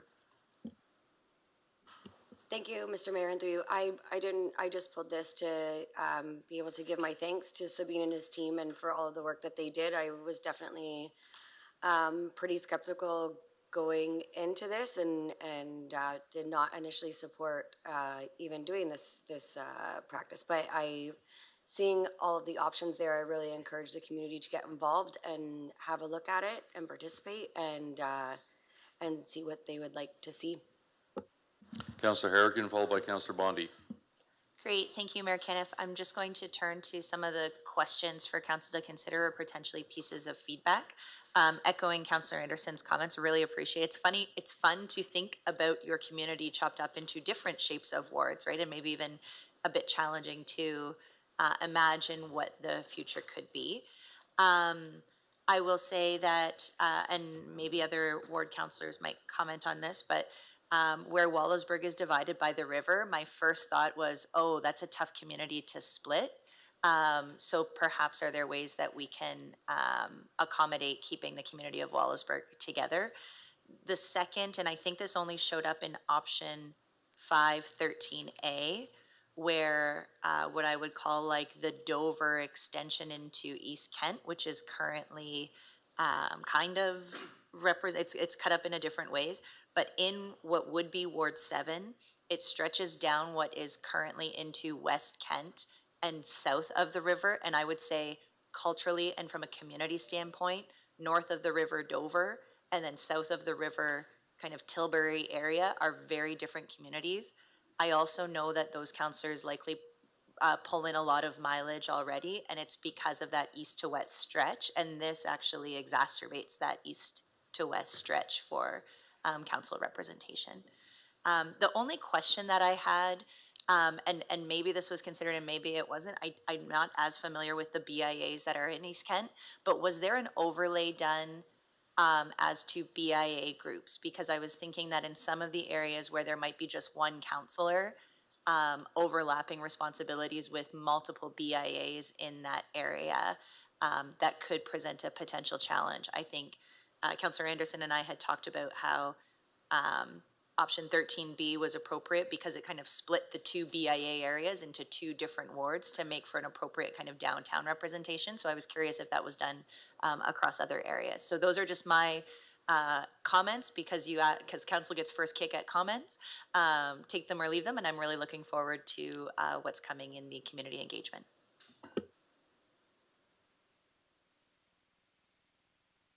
Oh, you're on mute. No, sorry, I was just waiting if Sabine wanted to make a comment.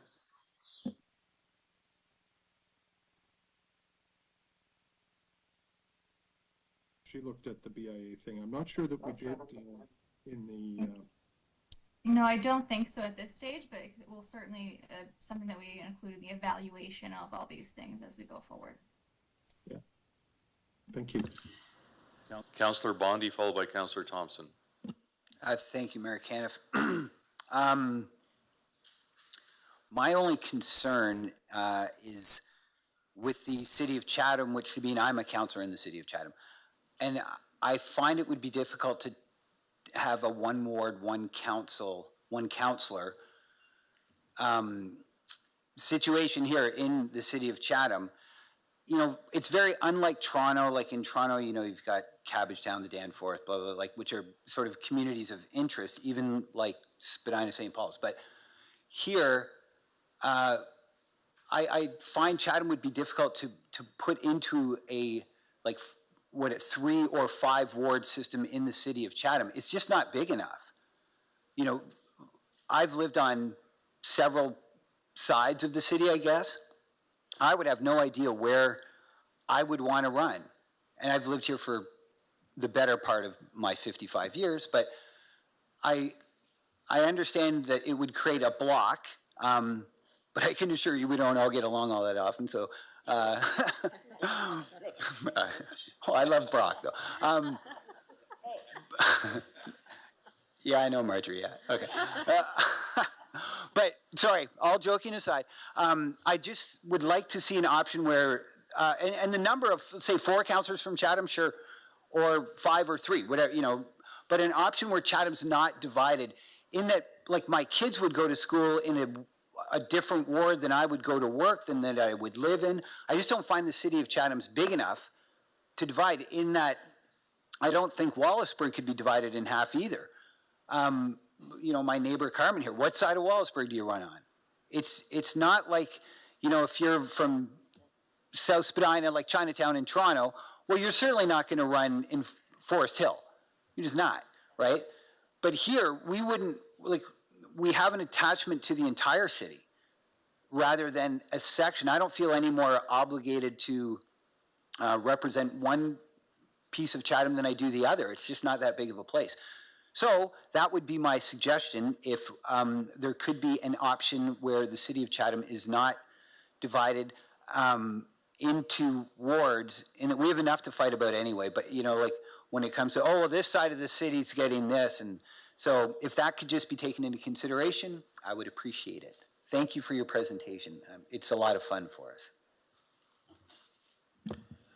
Councillor Thompson, followed by Councillor, oh, sorry, Sabine, go ahead. I'll just say the handy thing about the having the constant of the urban boundary area of Chatham as the boundary is, it would be possible really to have a single ward with multiple councillors model for any of them. Just the trick would be to just assess the fit between the clustering of councillors there with the others, but we can definitely build that into the consideration. It's easy to do. So thank you for the question. Great, thank you again. Councillor Thompson, followed by Councillor C. McGregor. Thank you very much, Mr. Mayor. I just again also wanted to say thank you very much for the hard work that has gone into this at this point. For people who've been paying attention over the years, probably not a ton of surprises. You can cut Chatham-Kent into any number of permutations that, why am I getting so much feedback? Oh, well. Anyway, you could cut it into so many different permutations that it really is a tough nut to crack. Now, you mentioned the math, and the driving principle to the math is the number of voters, correct? It's actually not the voters, it's the total population. Total population. Yeah. My apologies. And you made mention that no ward is outside, or potential ward on the option sheet is outside of the 25%, right? Correct. Okay. I'm not sure of your GIS capabilities, but I would be curious about the geographic math. I'm kind of coming at this from a rural point of view, and no disrespect to Councillor Bondi, but if he's worried about one ward, one councillor in Chatham being untenable, I'd invite you to come to the rural areas and consider one ward, one representative per ward. Especially, I mean, looking at some of the options there. Option 1, Raglan to Bothwell, that's a tough row to hoe. Option 4 has Bothwell to the edge of Wallaceburg. Option 7 has Wheatley all the way up into past Mitchell's Bay. Those are very big areas. So I was wondering, is it possible that you could break it kind of down just maybe in a couple of lines when it comes back to the geographical ranges of the rural wards you're potentially looking at? Would you like it to be like travel time or? Area would be fine. Yeah. Well, it might be both would be handy too. Yeah. That, if that's at all possible, I'd be interested to know that. Beyond that, I thank you very much, and I look forward to hearing what the public has to say about all of these options in front of us. Thank you. Oh, one more, just out of curiosity. You've got option 1, 2, 3, and then when you look at, the plans are all kind of out of order, and I might be reading too much into it, but is option 1 at this point kind of your recommendation, or say the strongest option before us? Is that how they're ranked? No, not at all. Okay. It actually, with them being out of order, that was a weird PDF behavior that we couldn't even explain why that happened. But they're not ranked in order at all. All right. I've inserted pictures into Word documents myself, so I know what happens. Thank you very much. Councillor C. McGregor, followed by Councillor McDonald. As with everybody else, thank you very much for all of the work that has gone into this, and I do look forward to hearing public response to this going out and or coming back to us. I will have to agree with what some of my other councillors. Dividing Wallaceburg by the Sydenham River just really doesn't cut it and won't for the community of Wallaceburg.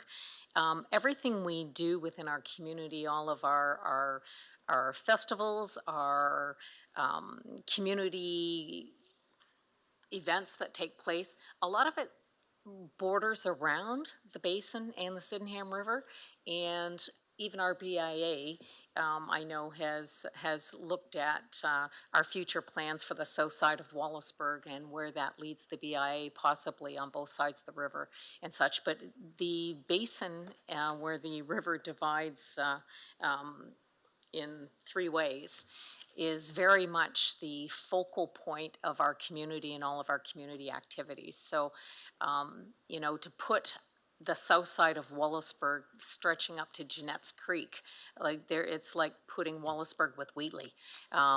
It doesn't make a lot of sense, and I doubt will make very much sense to the community of Wallaceburg to look at that. So that might be something, like I see where areas of Wallaceburg are kept whole, and then they, it's expanded to take on some of that north-west side of what is, we're circled around, like with Ward 4 around us. So some of that very much makes sense. So I really look forward to the feedback coming back, and I can see with all your different options there,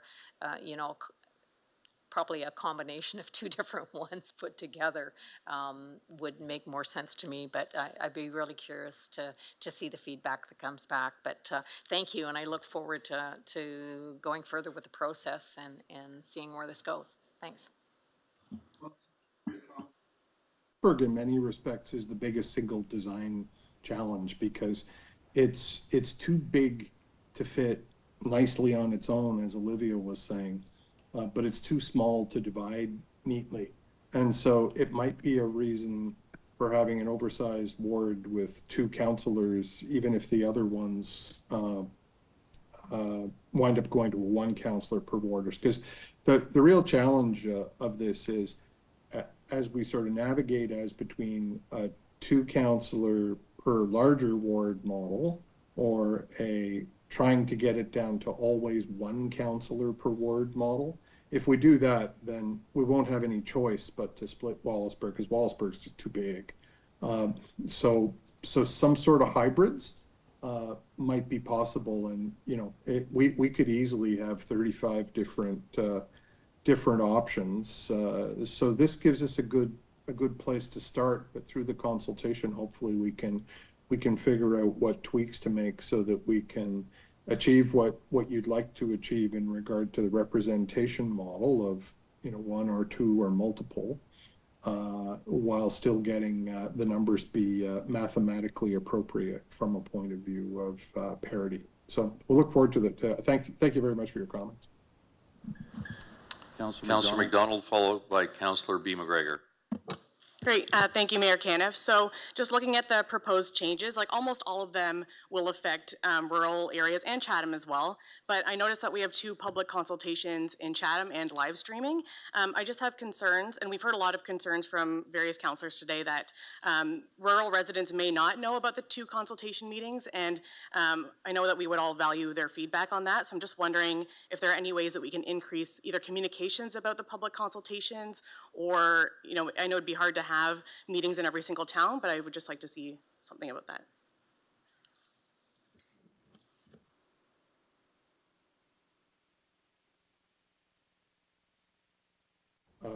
We've basically been setting it up so far the way we were instructed to, but we're more than happy to accommodate what the direction as to what would be appropriate. Thank you, Mr. Mayor. So, the public meetings, yes, we do have 2 scheduled. They would be at the Bradley Center. We have, which works well, the communication group have put out the virtual participation, so that has worked well for people that perhaps can't get into the location. You know, ideally, yes, it would be wonderful to go to all of the communities to present this, but due to rental spaces, the timing of the report coming back in December, the consultants' time and travel, you know, we're just trying to be mindful of that. The Let's Talk survey is online. We do have our municipal centers that could offer paper versions for those out in the outlining areas. And what else? As for advertising, we are happy to advertise more if necessary in local papers and so on. That wasn't part of the budget in this RFP process when we were going along, so we're trying to follow council's direction that way, but if you're wishing to extend it, please let us know.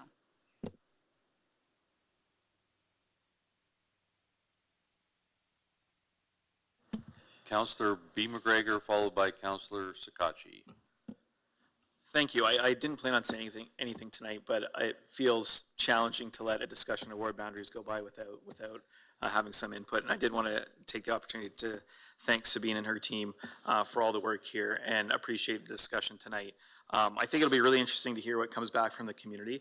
You know, I hear Councillor Thompson's concern, Councillor McGregor's concern, Councillor Bondi's concern, and I think we'll hear a lot of those from the community, and it'll be really interesting. And I think, if anything, it's an exercise that sort of reinforces some of our ideas about community identity in Chatham-Kent.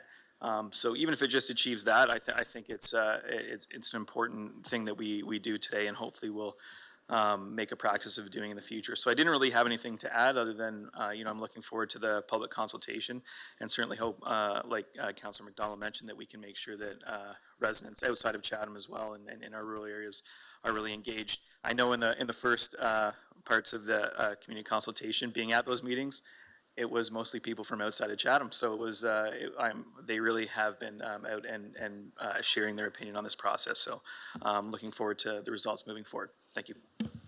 Councillor Sakachi. Thank you, Mayor Caniff. Actually, Councillor McDonald mentioned most of my comments regarding the rural consultation, and then Councillor McGregor also just kind of mentioned a couple of things that I was going to say as well. But I did want to reiterate what Councillor Bondi said as well regarding Chatham and some of the communities like Wallaceburg, to see them split into multiple sections when you have 10 blocks maybe to be a councillor of, and then you have, in some of them, like one of the Ward 4 ones here, where you probably have a few hundred kilometers. I think that presents significant challenges. Just one quick question to you, Sabine. You mentioned a lot through the presentation regarding, you know, the variances in the green, as well as the 25% variance as well. Can you just summarize really briefly our current one, how much red that we have, and how many are outside the 25%? Olivia, why don't Yeah, you just jump sure. in with that? Yeah, so currently, I think as discussed in the interim report, none of the wards are above 25%. You have some that are in that suboptimal 18%, 22%, but nothing is in the red right now for the current boundaries. So we're doing things fairly well, basically. I know there's going to be always some improvements, but there is, considering what they had to work with in 1998, they did a pretty good job. That's it. I'm looking forward to the public consultations. I certainly hope it's more attended than the first couple, because I think this is one of the things that we could get to where we make a decision and then everybody finds out after the decision's made, and then we have a lot of unhappy people. So hopefully this is really engaging. And just for a community our size, Sabine, last question is, what do you think, like, from a numbers standpoint, would you say we've achieved, at least I guess, reputable amount of consultation to make an educated decision? Yeah, last time, or one of your colleagues did,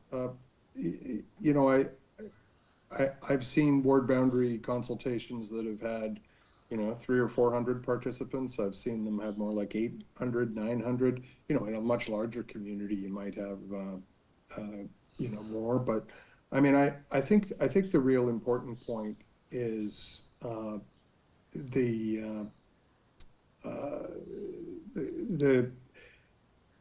if we can get the numbers up around 300 or 400, 500, what you'll find is there's a lot of repetition in what's said. What you want is enough of a diversity of opinion so that you're hearing from lots of different places about their kinds of concerns, but it doesn't need 20,000 participants to be a good outcome. It's not like an election in that regard. Yep, thanks. And then just a question. Sorry, I'm going to surprise you with one to our wonderful award-winning clerk here. Madam Clerk, so when it gets to, let's say, the next step that it's decided of what we're going to go to, or if we narrow it down further, when was the public going to start to be aware of maybe the cost associated with the change and the compensation portions of things? Because I think that's also a thing that the community needs to know. The two people I've spoke to so far about this, we've got a lot of emails over the last month. We're basically asking for the cost savings, and I've been trying to explain that this isn't necessarily a cost savings exercise. When can that component be to start to discuss or have that information for the community to see if this is going to cost more or less, or what it's going to look like? Thank you, Mr. Mayor. Thank you for the question. I agree with you that the process that Sabine and her team are working on is not a cost savings type exercise. They are working from the populations and doing their best there. As mentioned in this report for tonight, we talked about two further discussions that need to happen, and one is the committee review, and the other is the council compensation review, and we always do those right before the election. But what we could work on for the final report coming in December is kind of looking at some of those numbers and seeing if we can bring anything forward, just letting you know what currently the council compensation is that we are paying our councillors now, and go from there. It's an exercise that is not part of this RFP, but it is something that we'll try to work on some numbers, but the committee won't be meeting, the compensation committee won't be meeting prior to this report coming in December. Yeah, thank you. That gives me at least some hope that we'll have some knowledge about it, because I think the community is also going to want to know what this is going to cost them as well, so thank you. Okay, with that, we'll put it to vote.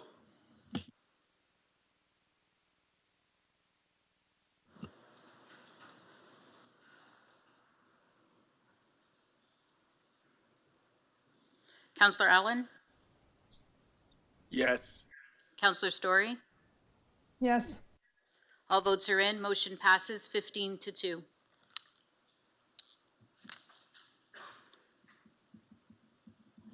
Moving on to 7B, Backyard Chickens Bylaw for Rural Residential and Village Residential Zones Pilot Program.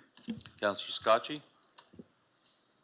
Thank you, Mayor Caniff. I did speak with the clerk. I did want to remove ERIO from the report. I think that it's a large community of tourists, and I think that would be a challenge, so I would like to remove ERIO from the report. Councillor Doyle, would you support that amended?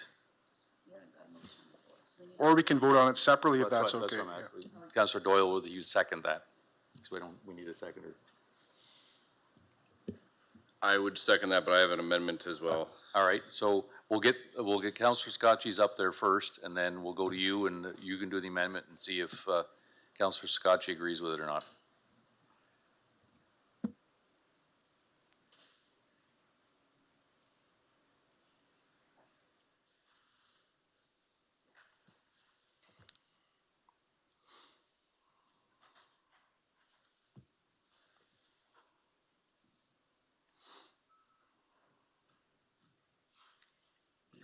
Waiting on me, Mayor Caniff? Or, I'm,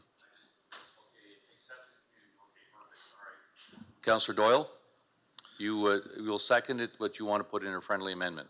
Yes, that is correct. So I'll second it, and my friendly amendment, or my amendment for number 2 would be the amendment to the user fee bylaw 221-2023 be amended to reflect $200 for the initial hen permit fee and a $50 fee on renewal. Councillor Scotchy, is that a friendly amendment, or? Guess a question through you, the clerk. So if number 2 passes that way, would that be essentially the rest of that burden just be going to the general tax base? How would that look, sorry? Thank you, Mr. Mayor. So right now, administration within the report has put cost recovery. That has been our goal all along with business licensing and anything we've kept with business licensing. So in this philosophy, we have figured it out to cost recovery, which would be $400 for initial and $125. So if we reduce it down to $250 renewal, we would not be having cost recovery, and the general tax base would have to make up the difference. So would that require, I guess I'm just looking for, so if this passes, like the amendment goes in, my guess when your team is looking at potential cost savings down the road in a future report, this would be likely something that you'd be looking at bringing back. Would that require 2/3? Because it seems kind of like we'd be potentially considering this again right shortly here when we have, because if you're not recovering costs, you're going to bring this back as part of the motion to look for cost savings, correct? So would that require? Yes. So if you are agreeing to the amendment and it goes in at 250 and it passes, then that is what it is. And through an exercise that my team is working on for budget purposes at this point, we are looking at all things to be cost recovery. So we would be flagging this as coming back as it's not cost recovery. I figured that. So I guess, can we just, how can I word this if he wants to put it for, can it go, if it goes in 2, it's different than what's on if we separate these, it's still different. So I guess it's not a friendly amendment, I guess, and that's the easiest way. But it can be an amendment if Councillor Doyle shall wish. That's correct. We could, if it's not friendly, we would leave it as is at the 400 and 125. Councillor Doyle could put an amendment to the lower amounts. If he gets a seconder, we'd vote on that first. And if it passes, then it would be as amended. Mr. Mayor, sorry, could I just add a comment? Over here, it's Kathy. Yeah, thank you. All I hear is his voice. This voice is coming. All right, yeah, Kathy Hoffman, General Manager of Corporate Services. So the other part of the question was if the fees are not covering, if the user fees are not covering the cost full recovery, the question was would the difference be made up through a tax increase? And the answer is yes. So, Councillor Doyle, then, did you want to put a motion to adjust number 2? Yes. Actually, I'm going to first, I need to get Councillor Sakatchi's seconder. So I'm going to go to Councillor Juvenville. Will you second the Councillor Sakatchi's motion? Yes, I will. All right. So that's on the floor. So I'll go to you, and you want to vote on changing number 2 to read $200. Yeah, that the user fee bylaw would be amended to reflect $200 for initial hen permit fee and $50 for renewal. Okay, someone like to second that? Councillor Bondi? Councillor Doyle, then. Okay, so the reason I did this. Yes, we're just talking about the amendment at this point. Yeah, just for the amendment to lower the fees a bit. There's lots of things that we do in Chatham-Kent where the fees are definitely not recovered by only the people using them, and the tax base pays for some. Because this is an initial pilot project, And the whole point of this is so people can have chickens and save some money at home. I don't want to price people out of having chickens at home that can't afford these fees. So, and because we don't know how many people we are going to have, and this is kind of just guesstimates at this point for how much this is going to cost, I think it would be better to have lower fees to start off, see how many people would like to do it, and in 2 years, we're going to have accurate numbers, and then we can make a lot better decisions at that point. And that's the reason for the fee reduction. Councillor Thompson and Councillor B. McGregor. Oh, sorry, Councillor Crew first, then Councillor Thompson, then Councillor B. McGregor. Thank you, Mayor Caniff. I'm kind of gobsmacked by this because the same councillor that moved this is asking staff to come back with 7.5 reduction in taxes. But then we're asking taxpayers to pick up the bill for people who want to have chickens. It's not pennies. So I'm opposed to this. I think that when you ask to make a motion and staff is diligently working at bringing forward this information report and then to put this up there, that we don't want to do cost recovery, which has been a standard in our bylaws and animal bylaws and permits.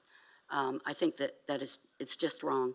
I support that. I support the chicken bylaw and all of these things at cost recovery, but not to have taxpayers. Would this be area rated, Judy, or if someone's getting a significant break on their license, $200, would that be area rated to one of the communities that have the chickens, or would all the taxpayers in Chatham-Kent get to pick up the tab for the chickens?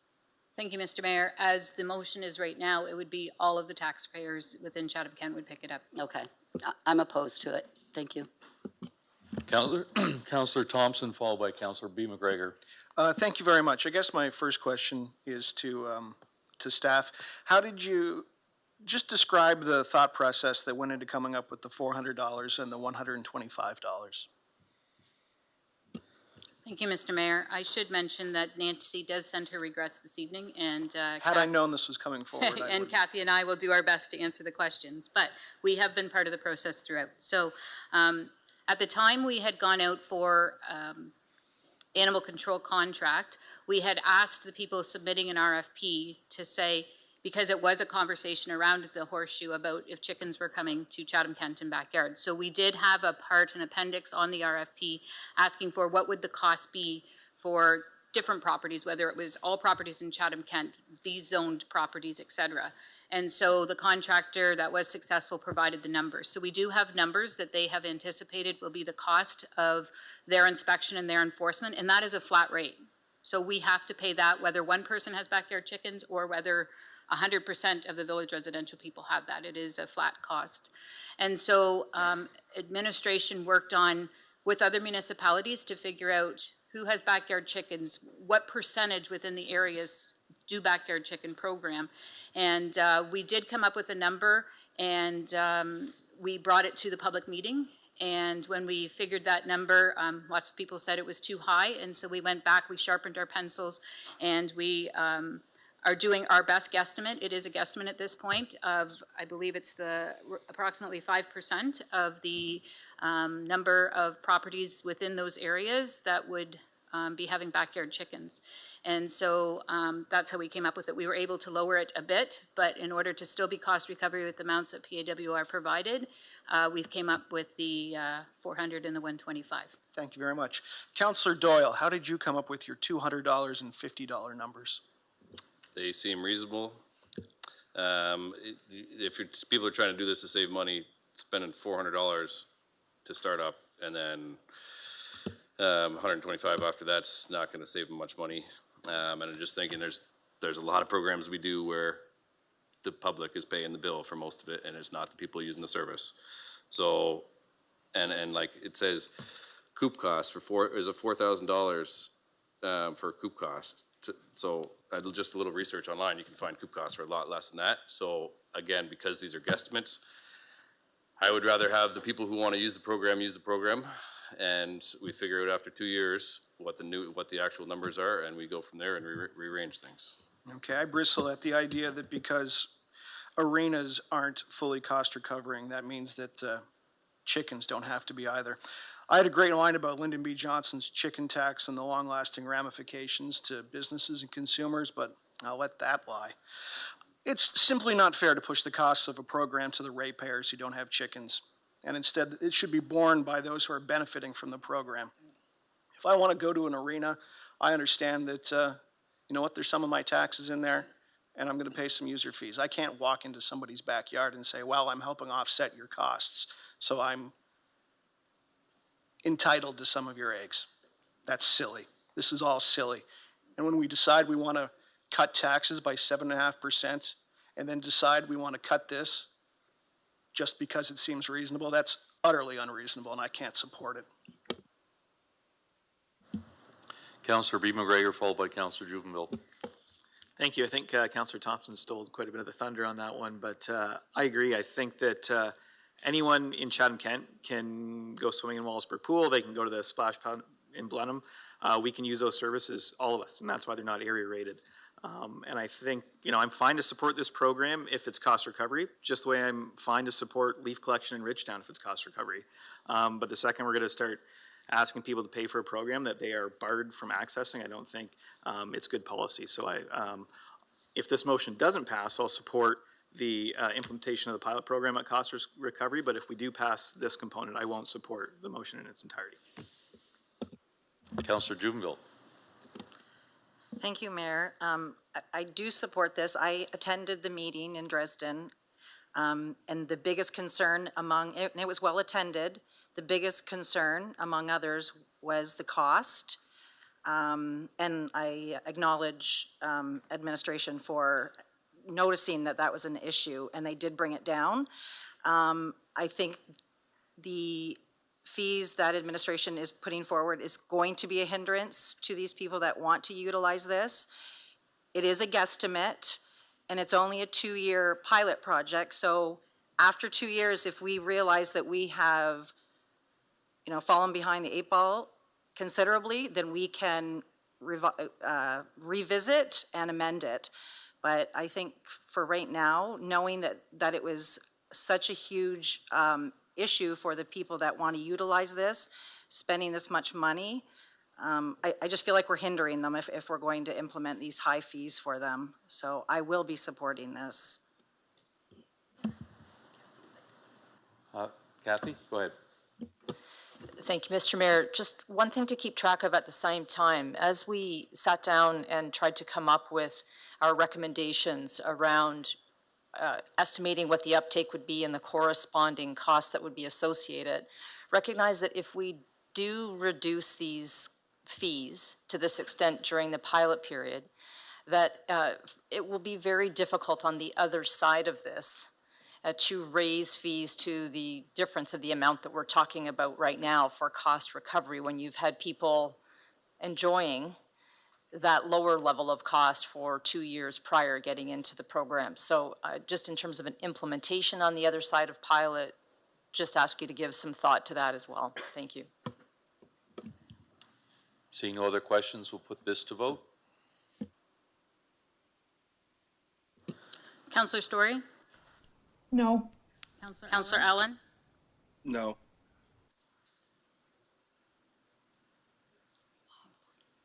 So all votes are in. Motion fails 3-13, and 1 abstained. Councillor McGrail has a conflict. Okay, we'll go back to the original motion. So now that we're there, Councillor Sakachi and then Councillor Juvenville, and I've got Councillor Doyle to speak to that, and then I'm open for other. Thank you, Mayor Camp. Just a really brief thing for myself. If I want to speak at the end, I just wanted to see if we could separate one and ERIO separately, just because of the fact that if one does pass, I'm supporting one, but not necessarily the other. If the team can do that, I'm just hoping that that can be removed So regardless. right now, it's included in the whole motion. If it fails completely. If it passes without ERIO. Okay. So if it passes, ERIO doesn't have it. If it fails, ERIO doesn't have it. Gotcha. That makes sense. Yeah, I don't have a whole lot of comments, just, the only comment I just wanted to really briefly make is just that we've had some conversations from some of the KFA members, so I think it's something to consider as well, you know, when we're voting and discussing this, but, because we talked so much at the Bradley Center about this, I'm just going to waiver my comments. Thank you. Councillor Juvenile, followed by Councillor Doyle. I don't really have much to say other than I was aligned with Councillor Doyle to try to get the fees down, but that didn't go through, so I will be supporting this. I think it's good. 2-year pilot project, we can see where we did well and where we didn't do well, and we can revisit it in 2 years. And it's only affecting a certain amount of people in Chatham-Kent because it's rural residential and village residential, so it will only be a limited amount of people, other than the agricultural people that already can have them. So it's going to be very limited, the people that will be able to take part in the pilot project. So I think it's a good thing, and I'll be supporting it. Councillor Doyle? I do just have one question, if that's okay. For currently right now, without any bylaw program, if somebody has chickens and Pa has to go out to check on the chickens and take the chickens away or whatever, if they're not allowed, who's paying for those costs right now? Where they come from? Thank you, Mr. Mayor. So we have a contract with PAWR, and chickens, they do go out and enforce if they are not in the proper area, telling them to get rid of their chickens. And that's just included in their contract right now. Gotcha, okay. Would some of that then be coming into this, or no? Or that'd stay separate? No, that, when they placed their bid, the costs that are in this report are separate due to a backyard chicken program. Okay, perfect. That's just want to check. Thanks. Councillor Wright? Thank you, Mayor Caniff. I've got to speak on behalf of the poultry farmers in the area. They asked me to caution you about diseases. They're regulated by the federal inspectors. We're not using federal inspectors. And from moving from flock to flock to flock, you can have a large disease move fairly quickly. But if a bird flock gets infected in the area, their flocks get quarantined, and they can be disposed of. So they just caution you that this could create quite a problem. Thank you. Mr. Mayor, just on that note, I do note to council that Dr. Schenker is here present for the report this evening if there were any questions.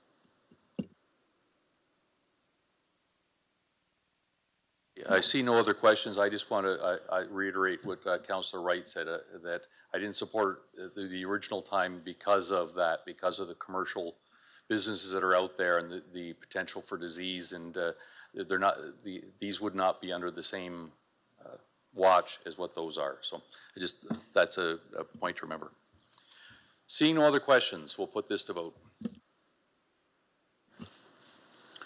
Councillor Allen? No. Councillor Story? No.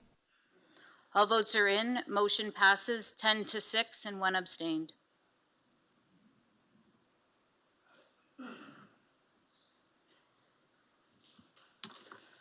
Moving on to 17C, Diversity, Equity, Inclusion, and Justice Strategy, update number 8.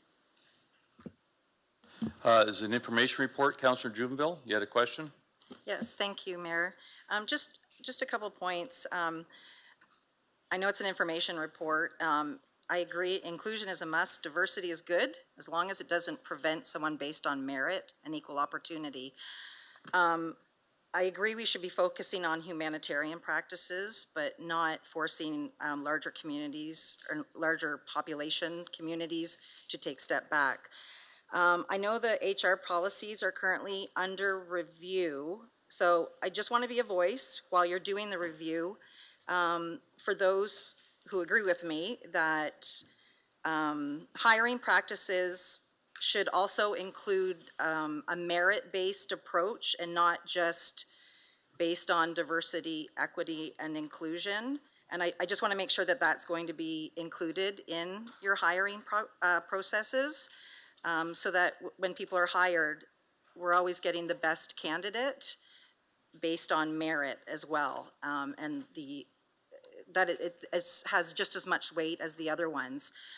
Another thing I've noticed is that a current trend in corporations like Toyota, John Deere, Harley-Davidson, Microsoft, and many US universities, there's probably some I'm forgetting, but they are seeing that their DEI initiatives are going in an opposite direction, and they are abandoning them for a multitude of reasons.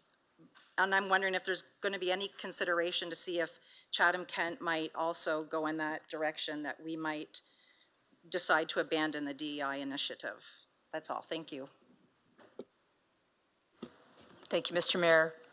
Thank you, Councillor, for your comments and your questions and the feedback for things for us to be considering during policy review. I can commit to you wholeheartedly that merit-based is absolutely a part of our recruitment process. It's a very integral part of our robust recruitment practice, and I can commit to you that that will continue to take place. As for your question about the trends and the companies that have been stepping back some of their practices, my understanding of that situation is that many of these are U.S. companies that have been responding to what's really been the politicization of these kinds of issues largely organized by anti-DEI and J activists. Some of the companies have walked their policies back, in part because they weren't really ready to make the commitments that they put out there to begin with, and in part in the wake of organized boycotts that sought to undermine the livelihood of their very organizations. And so they had some tough decisions to make. Others have carried on their policies and so forth. Our focus is quite a bit different within the municipality. Ours has not been a political goal, but rather I would characterize it as a corporate goal, where we're focusing first on our employees to make sure that they see themselves in our organization and our policies and our culture and our practices. And secondarily, that as a group of employees, we're showing up in the community to make sure that we're building relationships and being a part of the narrative together and being a welcoming community. We have heard a fair bit of positive feedback in the community about the direction that we've been heading, and we tried to capture that for you in the report to council so that you had some specifics to refer back on. Maybe a good time for me to give a plug to two of our municipal employees who are being recognized later this week for their work to build relationships across cultural communities. One of them is in Jody Guymet's area. Her name is Wendy Smith.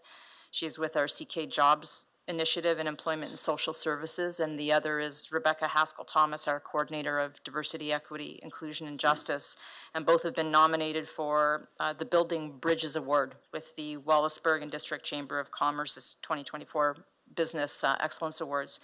So our intention at this point in time is not to be stepping back, but continuing to step forward really as part of our strategy. Tonight, actually, ironically, on your desk, you have a copy of our human resources strategy, our next couple of years document, and included in it is our diversity, equity, and inclusion strategy. If you'd like to take a closer look at it, encourage you to familiarize yourself with the content of it and share it out to your friends and colleagues as you deem appropriate.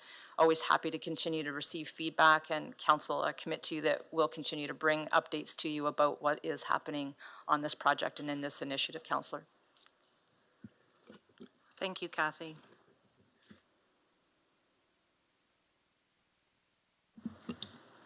(17) E, motion by Councillor Jubenville regarding, Councillor Bondi, you had a question? Yeah, a comment and a question. My first comment, I agree wholeheartedly. Thank you, Mayor Candiff. Wholeheartedly with Ms. Hoffman that upon joining the corporation, people should feel treated equally, included, etc. There's a lot of nice terms for that.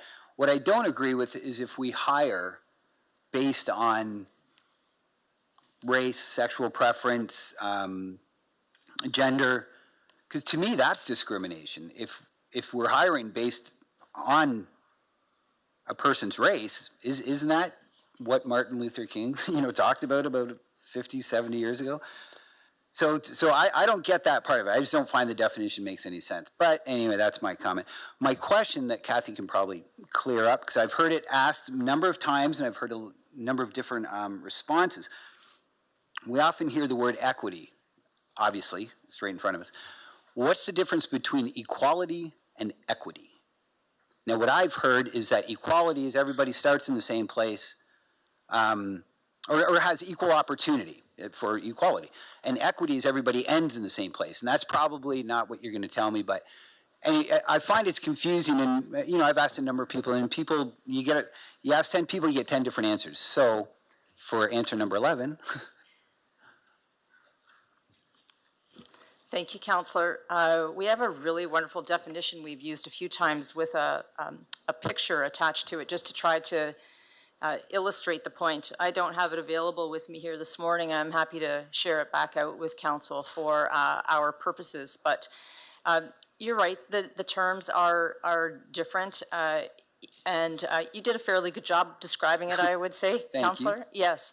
But to come back to your point about the hiring of people based on race, et cetera. So I can assure you again, we're not hiring employees based on race or gender or any of those things. We are hiring employees based on merit. And then we also have considerations to just make sure that the employees that we bring into our organization, that we have, that the way that we bring people into our organization is done so in a method that ensures that we're not leaving somebody out as a possible candidate because maybe some of our policies forget to reach out to certain groups or let them know where postings may be at, et cetera, et cetera. And that once in our organization, we want to make sure that our organization reflects practices, welcoming behaviors, cultures. So to give you an example, you've seen some signs out in the hallway, one of our inclusive washrooms. So it's a gender neutral washroom facility. So we want to make sure that if somebody comes here and they're not sure where they're comfortable using a washroom, they know that this is acceptable to anybody, no matter what their accommodation requirements might be, as an example. So I just wanted to make sure that I reiterated that point for you, that we're not hiring based on race or gender, et cetera. Oh, great. And as you can assume, that's been thrown around. I've heard of it, right? So that we make our hiring decisions based on merit and merit alone, that's great. That's what I think is fair, and that's why people strive to better themselves so that they can get that better job and to have themselves and their ability to find, gainful and successful employment based on the merits of what they bring to the table is very important. So that's good to hear. So thank you very much, Ms. Hoffman. I appreciate it. You're welcome. Councillor Hall. Thank you, Mayor Caniff. Thank you also to Ms. Hoffman for providing that perspective and answering the questions about the administration's role and how they're taking the DEIJ direction and seriously and incorporating across our across the municipality and with the organization. So thank you for that, and thank you for the work that you do with that. Just want to remind, I know, I think one of Kathy's comments was that, they don't take politics in with what they're doing with their work, but just want to remind council that in front of us all, and I've said this a few times the past while, but we have our council term priorities that we've all approved as a council, and we all, try to achieve and strive for with all the work that we do. And one of those buckets, I guess, is promote safety and well-being. And within that bucket is, diversity, equity, inclusion, and justice, DEIJ, and truth and reconciliation. And, we've made it one of our strategic objectives to invest in DEIJ and truth and reconciliation efforts. We did that at the start of our term, and I'm happy that we're still doing that, and I hope that that we continue to do that, and I hope that future councils continue to do that as well. Thank you. Councillor B. McGregor. Thank you, Mayor Caniff. Certainly agree with Councillor Hall, and I appreciate seeing these update reports come forward. I've followed these with some interest over a number of years, and it's great to see captured in the report the impact that this type of strategy has out in the community as well. And I think seeing that evolve over the past number of years and seeing our community change over the past decade, I think what I've noticed about this strategy municipally is that not only is the municipality doing a better job in reaching out to groups that maybe didn't always have that reach out, but I think those groups are reaching back to the municipality often. So we're all seeing those invites come through to events maybe we weren't invited to, a few years ago. And I think that that's a great sign that this community is living up to its reputation as the first welcoming community in Canada. Thank you.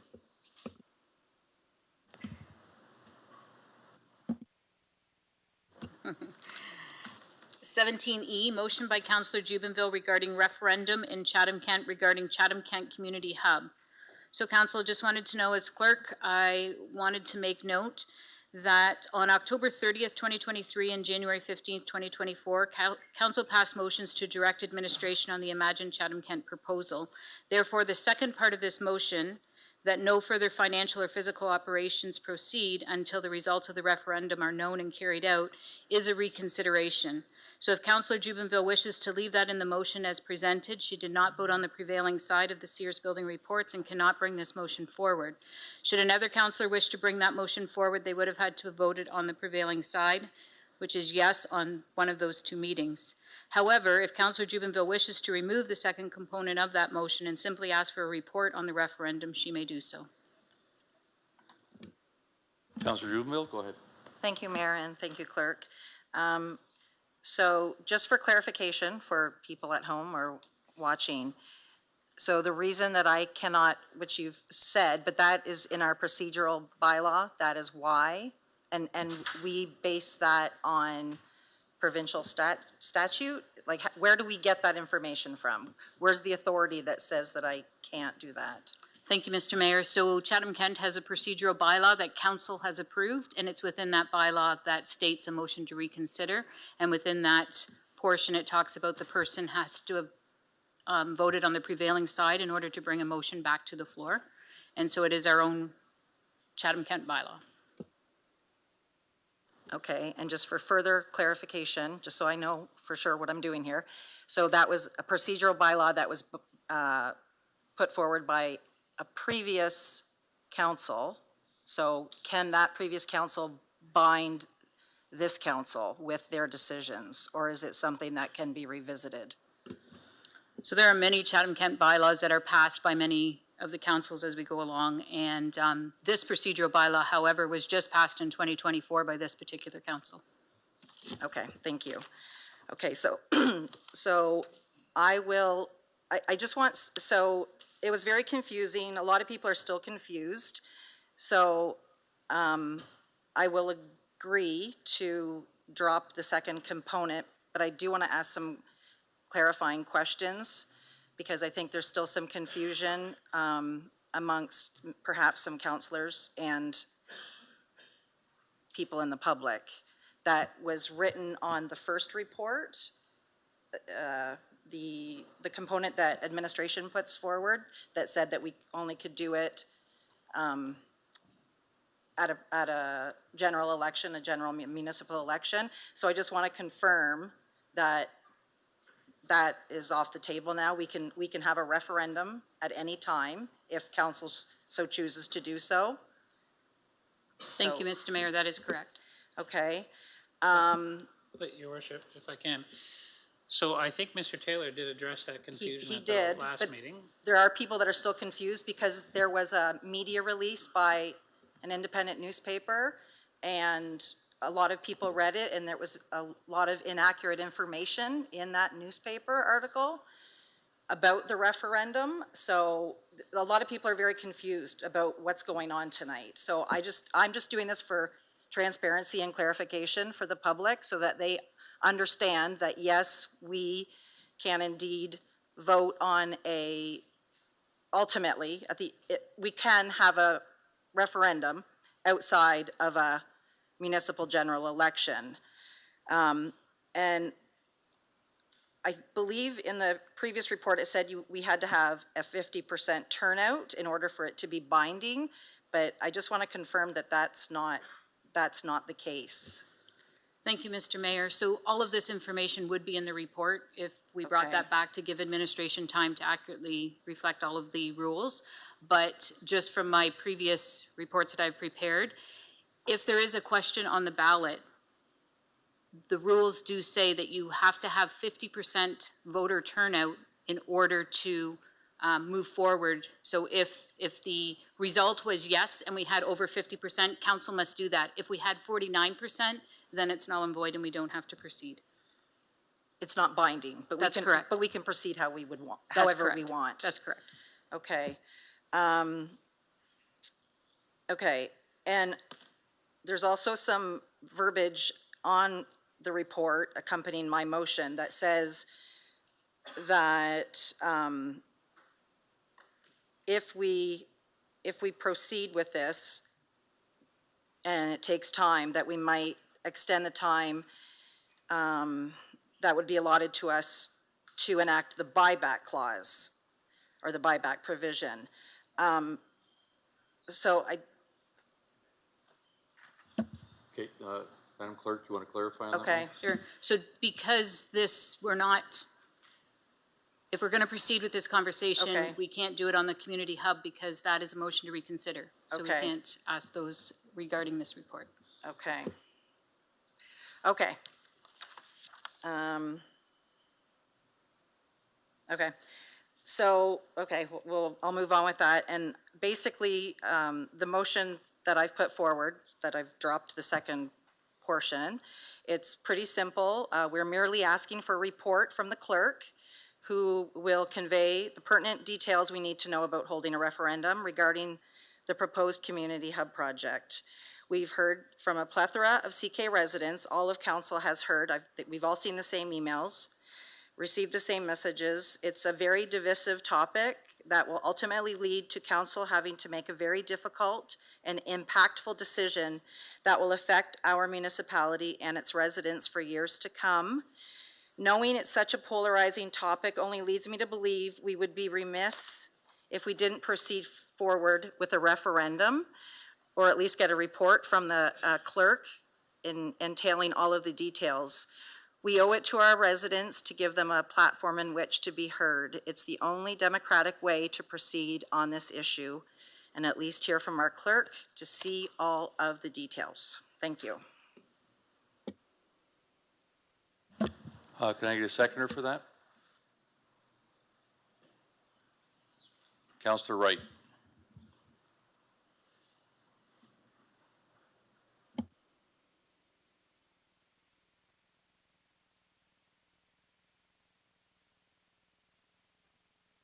Councillor Juville, anything else you want to say? And I'll go to Councillor Wright. If there's anything you'd like to say? No, I just want to hear some more on this, that's all. Thank you. Okay.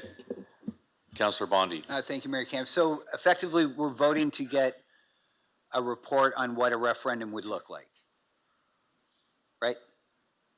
Yes.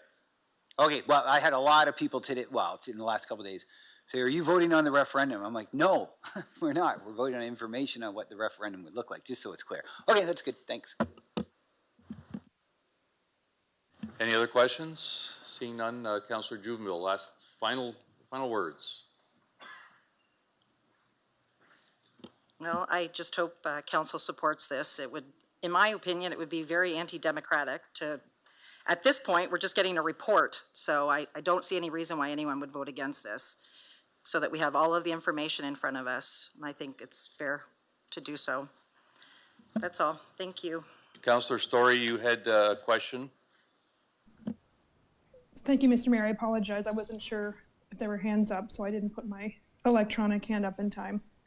I would agree. I thank Councillor Juville for clarifying her motion, and Councillor Bondi as well. I think we've had several reports tonight that we're asking staff or consultants to come back with more information. So I think this is a reasonable request. To Councillor Bondi's point, we're not voting on a referendum tonight.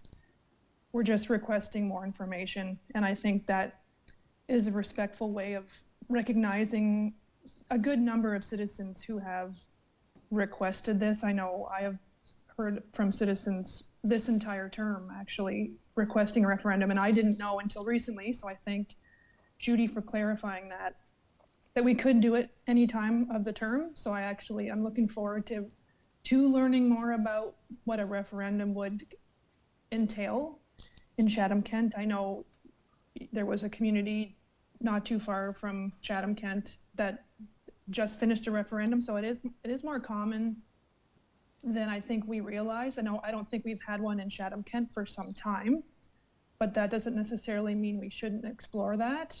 This project is unlike one that we've reviewed in some time, so I think out of respect for our constituents who are requesting this, I do think it's a reasonable request to simply seek more information at this time. And once staff come back with that information for us to review, then we can, have a more fulsome debate on whether or not we want to go forward with it. So I do support this motion. Thanks. Councillor Sakachi? Sorry, Mayor Caniff, I just need some clarification here. So after hearing what you had to say, Madam Clerk, and then I'm still getting comments regarding that this is still about the hub, but then I'm reading that's what's just been changed now, that we're just going to ask you what a referendum looks like. Just general referendum. That's what we're asking. So it's just going to be a general report on a referendum. Wouldn't you basically have that type of information handy, what a referendum would look like, without requiring a motion? Like, I mean, not that you have it in your head in detail, but is not something that you can just put on the information package? Thank you, Mr. Mayor. We have done an information report back in 2018 on what a referendum would look like. It actually came to the floor on ward boundaries, ironically. So my intent would be to pull that report and update the information, make sure everything is still there. So this direction is, yes, my understanding is it's just an information to council and the public about what is a referendum. So just a generic referendum like 2018? Okay. I guess, yeah, I guess some things are better left unsaid, so I'm just going to say okay. All right, Councillor Duvenil, back to you again, because you're supposed to have the final remarks. Anything, sorry, that. Thank you, Mayor. I hope that we will all support this so that we can get a report back from our clerk about what a referendum would look like in Chatham-Kent in 2024 or soon. Thank you. All right, we'll put it to vote. Councillor Story? Yes. Councillor Allen? No. All votes are in. Motion fails 6-11.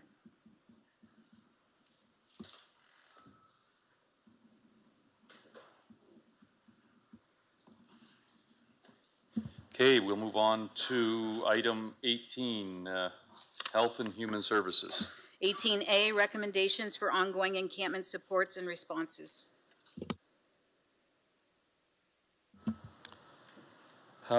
Councillor Harrigan and Councillor Sakachi, can I get you put on the floor, please? Happy to move these recommendations, Mayor Caniff. Happy to second them, Mayor Caniff. Okay, Councillor Harrigan?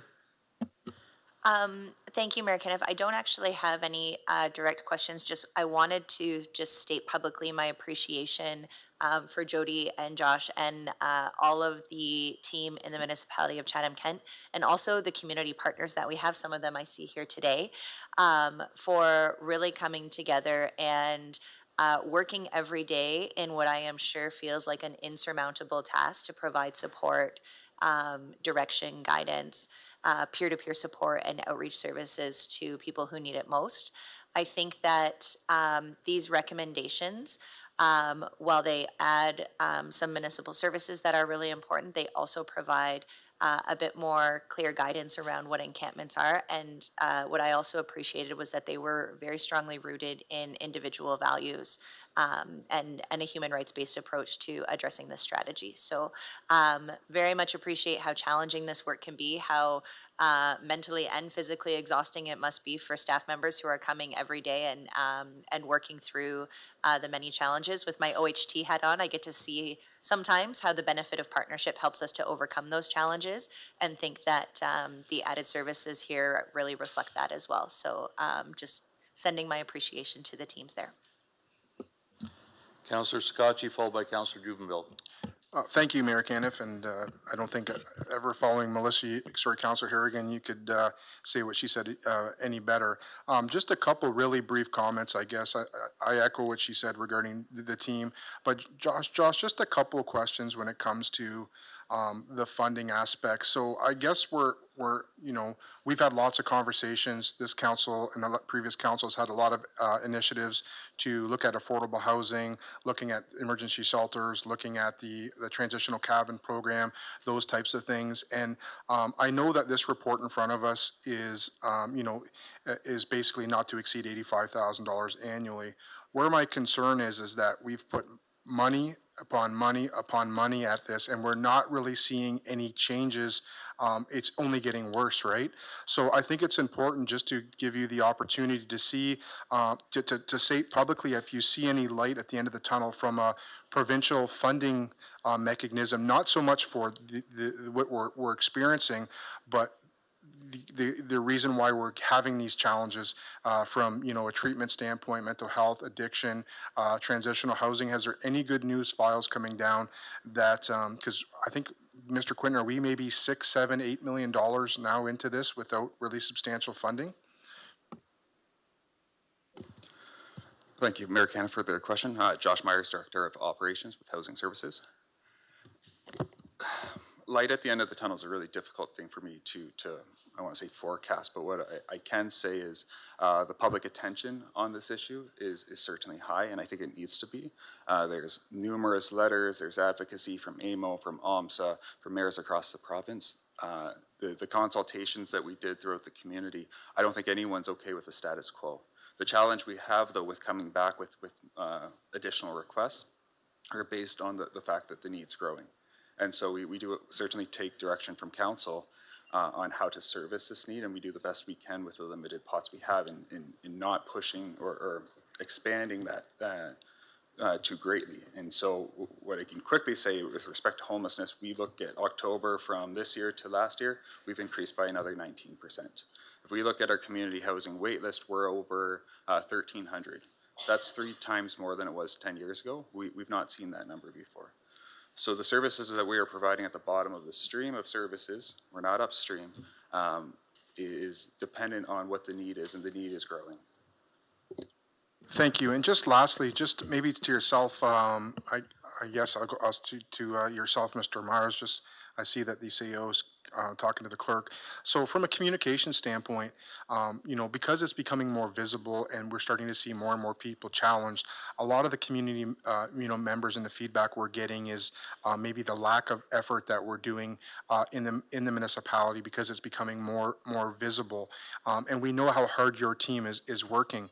Is there a way that we can simplify some communications to people because that are requiring help and basically some of the things that we're doing, not in a huge document, but in some social media releases to show different ways we can provide assistance, to show kind of some of the steps that we've taken place, to show some of the things we've invested in from an affordable housing, to show you that the community really cares. But I think a lot of times our information is lost in these huge packages that come to the agenda, and it would be just so much easier for some streamlined things to be put online that people can just get help if they need it.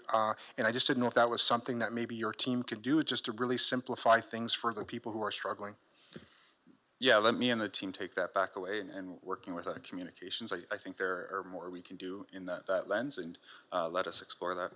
Thank you, and keep up, I guess, the challenging, it's a challenging position for yourself, and hopefully, Jody, yourself and your team can keep up that advocacy to ensure that we can get some funds back to continue to invest in the people in the community that need it the most. Thank you. Councillor Juvenile, followed by Councillor Story. Thank you, Mayor. I'm just looking forward. Do we have any kind of plan of action, what we're going to do in the upcoming winter and cold months? Thank you, Mayor Canna, for the question. We will have another report coming back in early December. Staff are working on it right now. Given the increase in need, in previous years, what we've really depended on is the shelter and then warming spaces during the day. And then when it got extreme temperatures, Hope Haven would assist in that. We are working on some plans right now. We'll be back, I believe it's December 9th with further information on this, but it's certainly top of mind for us. Okay, thank you.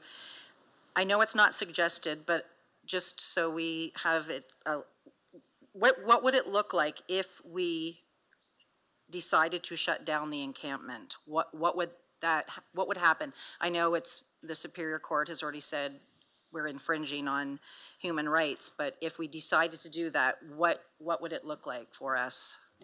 So I'm going to take the first attempt, or first answer, and then I'd like Mr. Taylor to assist. If we were to go in and to shut down, let's say, the encampment besides Harvey Street, every single one of those people would be living somewhere else outside within Chatham-Kent. So we would put quite a bit of effort into just moving people down the road. Thank you, Councillor. As we briefed Council before, we have existing court decisions that really clarify that in the event where there isn't available accessible shelter spaces, public lands are a legitimate place for somebody to shelter themselves. And so, you know, I'm not actually going to go down that path. I understand the direct question you're asking me. My recommendation to Council is to follow the court decisions that we have about respecting these rights. Thank you. And how are we balancing between protecting human rights of those living in the encampments versus protecting the safety and well-being of our residents living near the encampments? Basically, how are we protecting everyone from like a criminality perspective? So that was largely the lens we took with trying to come up with these protocols and trying to find the ways to reduce harm while also hearing from people that do live near these encampments. Increasing things like garbage service pickup, portable washrooms are certainly things that people need and assist with that. But Chief Early, who is also here tonight, we work very closely with his team. So what we say to the general public, if you see a crime in action, contact the police, and so that they can respond as appropriate. It's certainly something that the police continue to, I think, monitor. I don't know if Chief Early wants to add anything.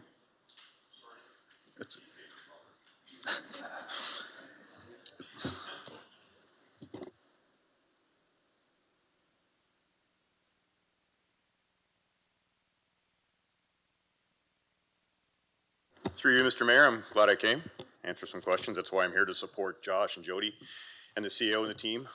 It's a delicate balance. Obviously, there's the, are you in danger or do you feel like you're in danger? So there's a big difference there. But we are seeing an increase in calls for service in that area, obviously. We deal with them on a calls for service basis, depending on who calls, and we balance that and attend those as needed. So it's difficult. I know that just last week, our team and Josh's team did a walkthrough. We do that on a regular basis to build that rapport with everyone who's living there, because that's key, build that trust. Josh and his team have built excellent trust with everyone in there. And it's a balance of us helping with that, because sometimes it's good for us to be there and sometimes we can actually aggravate the situation. So Josh calls us when they need to, and then we do our calls for service as any other call. I hope that answers your question. Yes, thank you, Chief. Councillor Story, followed by Councillor B. McGregor. Mr. Chair, I wanted to echo Councillor Harrigan and Councillor Sakachi's thanks for clearly an immense amount of hard work and research has been invested into this draft strategy. So I really appreciate all of that work. I'm sure it was not easy because it's a very difficult subject in general. So I want to thank Jody, Josh, and everyone involved with my sincere thanks for all of your work. I wanted to ask just a couple questions that came in late today from constituents, so I apologize I didn't circulate them sooner. But what happens after March 31st, 2025? Thank you, Mr. Mayor, for the question. Before March 31st, 2025, our program evaluator and staff are reviewing all programs right now. We're measuring impact because post-March 31st, if our homeless prevention budget remains the same, we will have some difficult decisions to make. The timing of this contract is in line with that so that we can review, did this increase in service have a benefit to the community, and while also comparing what other programs we're delivering. Sense. Thank you. And what happens if things get worse before March 31st? Right now we're looking at 85,000 annually. I do worry that right now, I think to Councillor Sakaji's point, you know, we're still facing a lot of challenges. We're going into a winter season, and if things don't improve, what happens then? I think the best way for me to answer that is our team and our partners are very skilled at working in a fluid situation. And so as the need changes, we do our best to respond. But I also think that's why it's very important for the continued advocacy on this issue. If it continues to increase, those are conversations I think we as society need to continue to have. No, I completely agree. Thanks for that. Does anything in the strategy right now, would that change anything at the Thames Street Park encampment in Chatham? Or I believe in a recent report, there was, I believe 10 encampments in Chatham or Chatham-Kent right now. Would that change anything about the current encampments in terms of their location? It looks like we're going to approve some additional sanitation and that kind of thing, but does that impact the location or status of any of the encampments that currently exist? So the location of the Thames Street encampment, I do think it will have some impact. We do have in the protocols that we are requesting some discretion so that we're not pulling out measuring tapes to really achieve this, but through the relationships that ROC has worked really hard in building, some of the requirements that we're asking for are currently in breach of that. So working with individuals to mitigate that. Do I see that through these protocols of that encampment moving? I do not, but I do think there are things that we can continue to do that ROC has been doing to mitigate the concerns in the surrounding neighborhood. Thanks, Josh. I'm glad you mentioned that. I wanted to thank ROC and their team for the great work that they're doing to build these relationships as well. They're clearly a critical partner in this work, so thanks to Renee and the entire ROC team. I just have one final question, maybe to Gord. Do we know how much is left in the ESS Future Economic Downturn Reserve?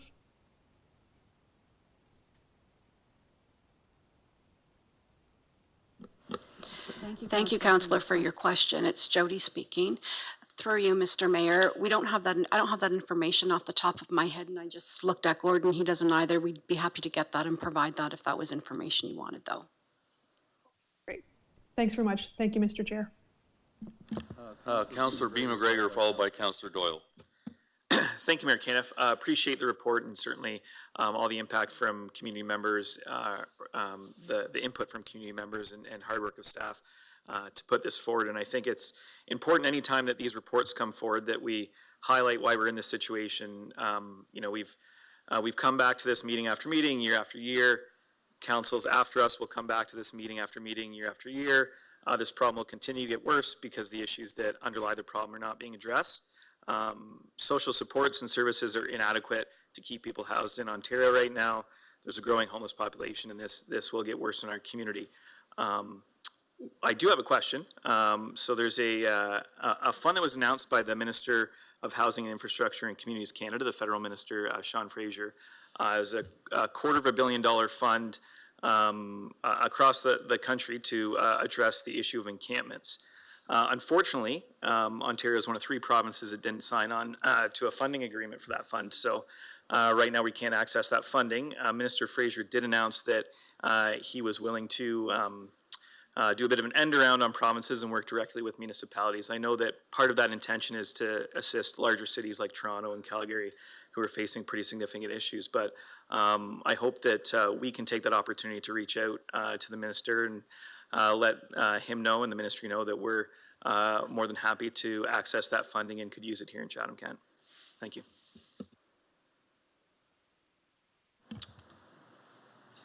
Councillor Doyle? Thank you, Mayor. I don't have any questions. I just do know how much work has went into this from Jody and Josh and Kirk and your teams. So I just want to say thank you very much for all the hard work you've done. And I know it's taken a long time to get here, but thank you very much. Hopefully this helps. Seeing no other questions, we'll put it to vote.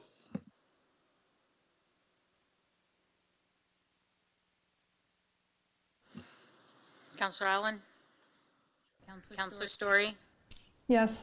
All votes are in. Motion passes 17-0.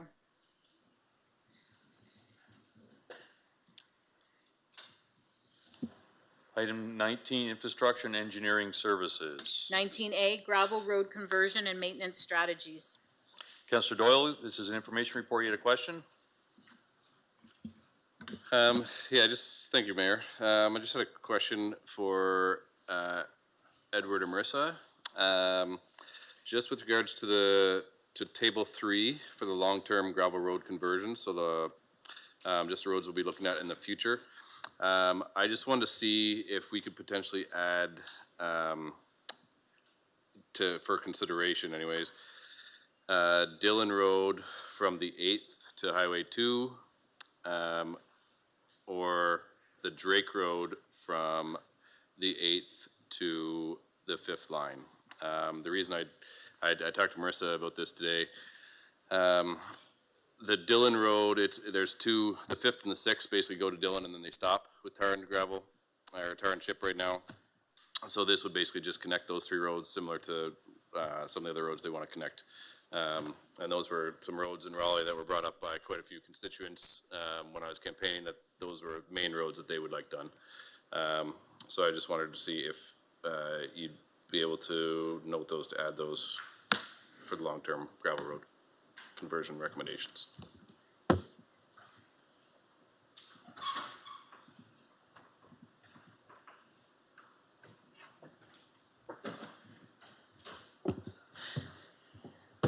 Through you, Mr. Mayor. Yeah, we can definitely make note of those, and we'll screen those through our kind of evaluation matrix and then look at adding them to our candidates list. Okay, awesome. And other than that, I think this is awesome. Something we probably should have started 20 years ago. So it's nice to know that that we're beginning now, and then hopefully in 20, 30, 40 years, we get them all done. Thank you. All right, thanks. Next item. Oh, sorry, Councillor Scott. Just one quick question to Edward, or Marissa, since you're up there, I guess it'll be directed to Marissa. So moving forward, if there's roads that, there's a lot of roads that people request daily, is that the recommendation, just to ask you to add them into this report? Because there's a lot of roads that I get asked on a regular basis as well, so just curious how to, moving forward, what the best way to do. Yeah, through you, Mr. Mayor. So I think certainly we can receive those requests. I think the intention isn't to update the report, but take those in and we'll run them through our evaluation matrix. And then essentially, like, we're going to continue to build that candidates list, and we'll use that candidates list to inform every kind of multi-year budget to build out like a multi-year plan. So this report has a multi-year plan of the roads that we'll be doing, and then that broader candidates list, and we can continue to sort of intake roads and use that candidates list to reflect the next multi-year plan and the next multi-year plan, if that makes sense. Okay, thank you. Councillor Wright.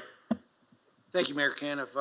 Perhaps we could have each rural councillors put one road forward and you look at it that way, because we all know which roads are bad and need to be addressed. Like, we shouldn't be just picking on a few. Like, each ward should have some addressed. Thank you. Mr. Mayor, if I can maybe just interject there. Having roads come to us, from each councillor really isn't the process that we should be following. We went through a technical evaluation through here, and Ms. Mascaro did indicate we would take them in for consideration and screen them through the process.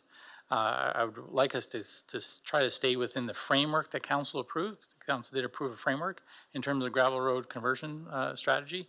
So we can definitely take things under consideration, but we would run it through the approved strategy the council has put forward and approved.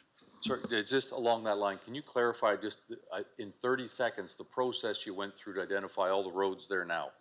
Just so we're all on the same page as far as, like, we're talking about roads. I think I've got 10 other hands ready to shoot up saying this road needs to be done and that one, and it's going to inundate you with a number of roads. So if you could clarify, please. Sure. We did take to council the principles and guidelines in the gravel road conversion framework, and with that, I'm going to give it to the two experts there to explain. Thank you, Mayor Caniff. Yeah, actually, so we did use the gravel road conversion framework to come up with this list. So we were basically reviewing the condition and the function of the roads. So we're looking for roads that have conditions that are conducive to upgrading to hard surface, and then also roads that function as a transportation network and residential access, commercial access. There's a whole list of criteria that we use for coming up with that list. Okay, thank you. All right, so do we have other hands anywhere? Okay, thank you. Next item. 19B, Sydenham River Slope Stabilization, Glasgow Line and Short Line Municipal Class Environmental Assessment. Councillor McGrail and Councillor Juvenile, can I get you to put this on the floor, please? Sure, I'll go ahead and put this on the floor. And seconded? Okay, Councillor McGrail. Thank you. Through you, Mayor Caniff. I do have a couple questions for tonight. I have heard from the families that are directly involved in specifically Site 2. So that's what we'll be talking about right now, is Site 2. How much land is going to be needed in regards to the farmland? As in, if we took the option number 3, I believe that you have suggested. Thank you, Mayor Caniff. So there'd be just over 1 hectare required for land acquisition, and then there's an additional 0.75 that would be injuriously affected. That isn't necessarily required for acquisition, but we could look at it. Okay, and would this land being needed, would it by any means then taking away that land would interfere with their farming and what they do on that land right now? So are we creating any like small little pockets of farm? So it would be shifting the road to the south. It wouldn't be necessarily creating pockets. I can't comment on the farm processes, I guess. Okay, so one of their questions was, they're part, because of boundaries, they're a part of the Tupperville, I believe, fire station boundaries. Why can't we change them to the Dresden fire station boundary? And would that effectively solve their problems as in emergency times? I'll let Chief Case maybe speak to boundaries. Through you, Mr. Mayor. Thank you for the question, Councillor. It's not a simple matter of just changing, but if the roads were changed, then the CAD system, which is the computer-aided dispatch in police dispatch, would eventually change. But we can make some amendments. For example, when Talbot Trail was closed, we were able to make a temporary arrangement. So we can make any review and change what is the nearest station in the interest of safety. And if we did change those stations, would that help them with their emergency times? I think it would assist, but talking to the 2 station chiefs, they were concerned about access to the river. I have to say, this only came to my attention a few hours before council, so I'm going to take this away and speak to the 2 station chiefs and be sure that we all know what's going on here. Okay, thank you. And probably this is the next question to the access to the river. Is there any other sites that you could get access to the river if you had to in those emergency situations? Like, is it just this particular site that's going to give you the access that you need? Through you, Mr. Mayor, it very much depends on the incident. So obviously, if someone's in the river, they want to get as close as possible so that they can make an entry. But again, let me discuss this with the two station chiefs and see what the plan is. Okay, thank you. One more question. I'm thinking about the neighbors around. Okay, so I'm looking at the schematics right now of what you've given us and where the sites are. Between site 1 and 2, how many different properties, farm properties, are between those two sites? What I'm asking is, thinking about the neighbors, how many people will be affected with the road closing? So we talk about, people having to go around, right? Not just with cars and vehicles, but with farming equipment. So how many people are gonna be affected when they have to go to LAC or somewhere else like that? And what is the time, if you can give me some kind of, just a general clarification of timing and the need to go around? Yeah, so I don't know the exact number of properties that would be impacted between the two sites. When we were at the PIC, there was concern that was raised about shifting the agricultural traffic to baseline instead of Glasgow line. So that closure, I don't know how many it would exactly impact. It could impact the farmers that are in the immediate area, but also farmers that are just utilizing Glasgow line to gain access maybe from Dresden to Tupperville. No, flow through, okay. Now I'm trying to picture this myself, because, back in Glasgow line there. Where is the closure right now? There is a road closure on Glasgow line right now, is there not? It's a full, you can go completely through. Okay, Yeah, there's no closure on Glasgow line at this time. okay, so, Between Dresden and and I Tupperville. asked that question because, site 2 was, one of the options was to close. But then you'd be effectively closing that piece of that Glasgow line. It would not be a flow through, to the different roads. Yes, so every site that we looked at, we investigated the 4 different options, which is do nothing, close the road, realign the road, or protect. Right, and the other 3 sites, you're saying protect. So the other 3 sites is recommended for protect. They had a significantly more amount of impact to actually properties with homes on them. And the only way to relocate the road would have been to shift the road behind the properties, which then would be placing the burden of the protection on the property owner if they want to protect their own property. Sure, so one last question. Why not protect site 2? So we evaluated all the different options. The EA process looks at cultural heritage, socioeconomical, technical, it looks at cost, natural environment, and through that process, it was identified that that was the preferred alternative for this location. Okay, so I understand when you say preferred, but why couldn't it be an alternative? Why couldn't we protect like we protected the other 3 sites? Like, give me a reason why protect, is it too close, is a bank too close to the road now that, within a limited time, it's a very serious situation? Like, why did we not choose to protect? So again, it looked at the different factors. So protect in this location, any location is going to have more impact on the natural environment. You're cutting trees, you're impacting habitat. So the other areas had a larger impact on relocating because it would impact more of the private properties or the homes and access to their houses. So this location looked at that, and it also incorporates costs. So I believe the estimate for realign is in the magnitude of 600,000 to 700,000, and protect is slightly over 2 million. So it's about 3 times the cost. Okay, thank you. Councillor Jumeville? Thank you, Mayor.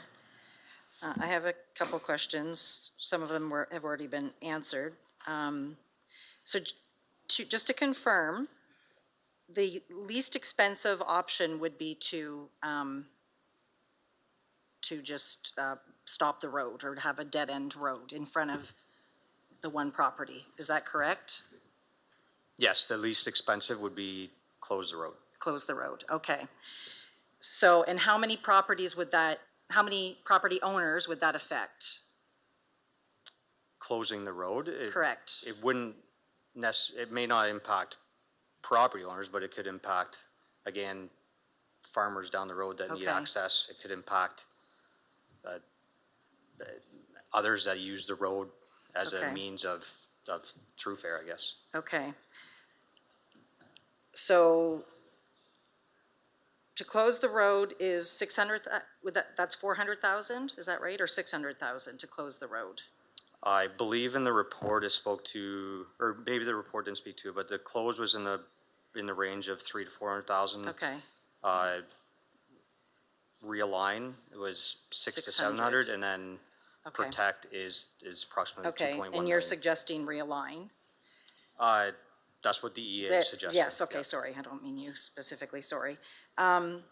So if we do the realignment, we will have to have land acquisition, which I'm not a fan of. And the property owner, she spoke to how it would affect her and her family if we did take over her land.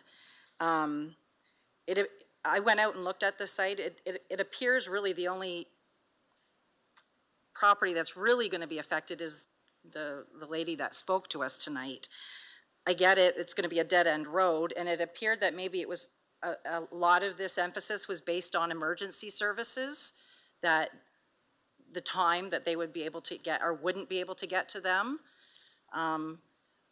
Would you say that that could be a really strong weight in why they've decided not to close the road because of emergency services? Would that be the biggest contributing factor, do you think? I wouldn't say that that would be the biggest contributing factor. So if I look at the four components, the socioeconomic and cultural heritage, that was about 25% of the weighting of the evaluation. Natural environment was 20%. Technical, so technical environment is 35%, and financial is 20%. So a concern raised about emergency access or emergency response time, that would likely fall into, the socioeconomic. Similarly, property acquisition would fall into that as well. So I wouldn't say it's one component that is why we're recommending this. It's looking at all of the different factors. It's trying to take out looking at just one single item, whether that's cost or whether that's emergency access concerns. It's Right. trying to look at the entire picture, not just Yes. individual things. Okay. Yeah, I struggle with supporting this because the other three don't seem to be affecting anyone specifically. This one is going to be affecting a property owner and their farming operation. And whether it seems small to us, it obviously isn't small to them. So I can't support this. And the ones that are going to be affected are saying they would be okay with the road closure. So I just don't understand why we're not choosing that option. It's the least expensive. The property owner seems to be okay with it, and so I'm not sure why we're not, and then we won't have to get into any kind of land acquisition, so I don't understand why we're not going that route. So I won't be supporting this for that reason. Thank you. Councillor Bondi? Thank you, Mayor Canf.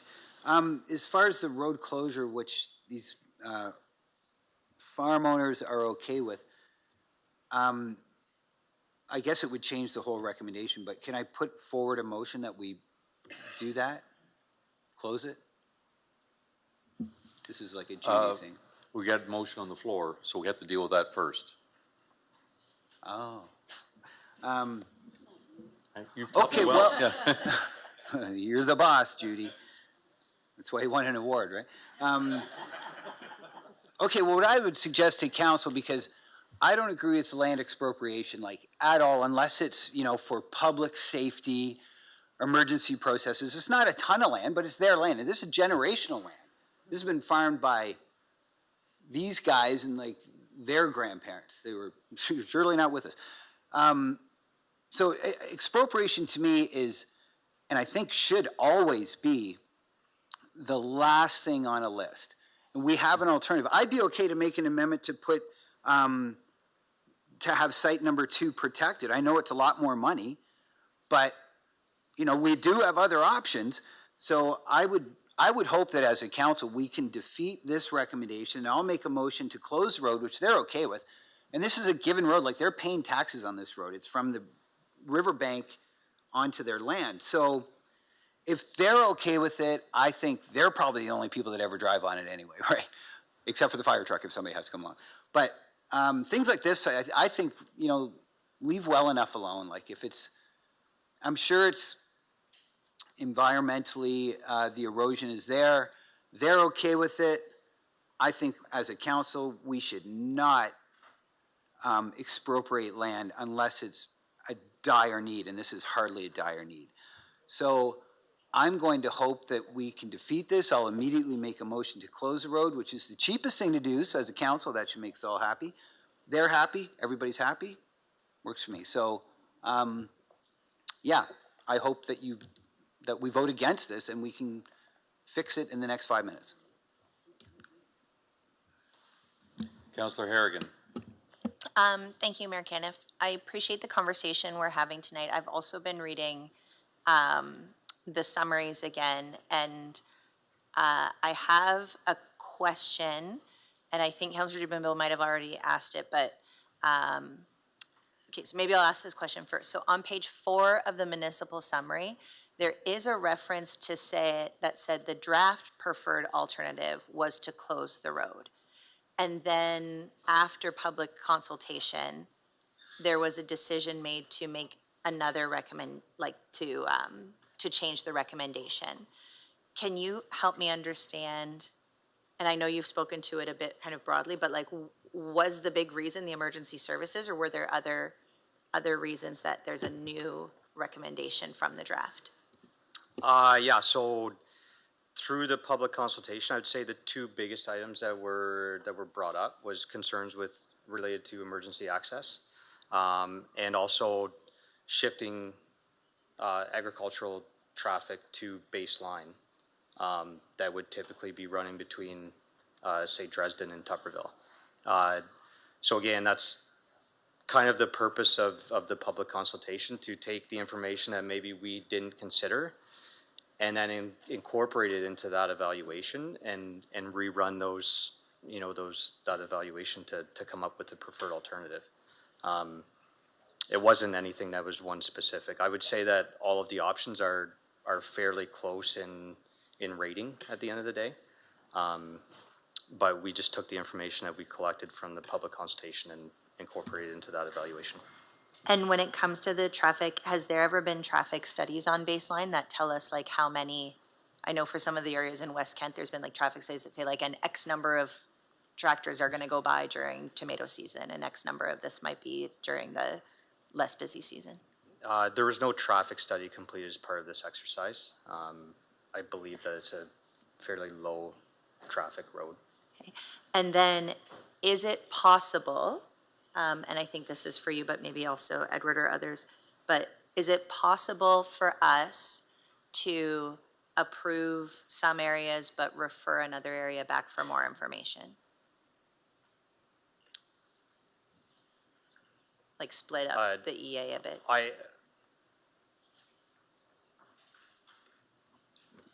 Thank you, through the mayor. I think the environmental assessment is one whole document. So if council wants us to bring back more information, the best thing would be defer this report to a future date.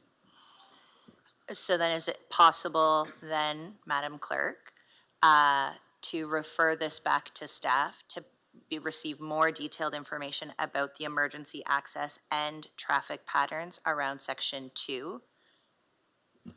That is a beautifully written motion, yes. Motion to On refer the back fly. to administration. So I'll move that then. And shooting up, I'm looking for a seconder for that. Councillor Hall, because you're right beside Councillor Harrigan.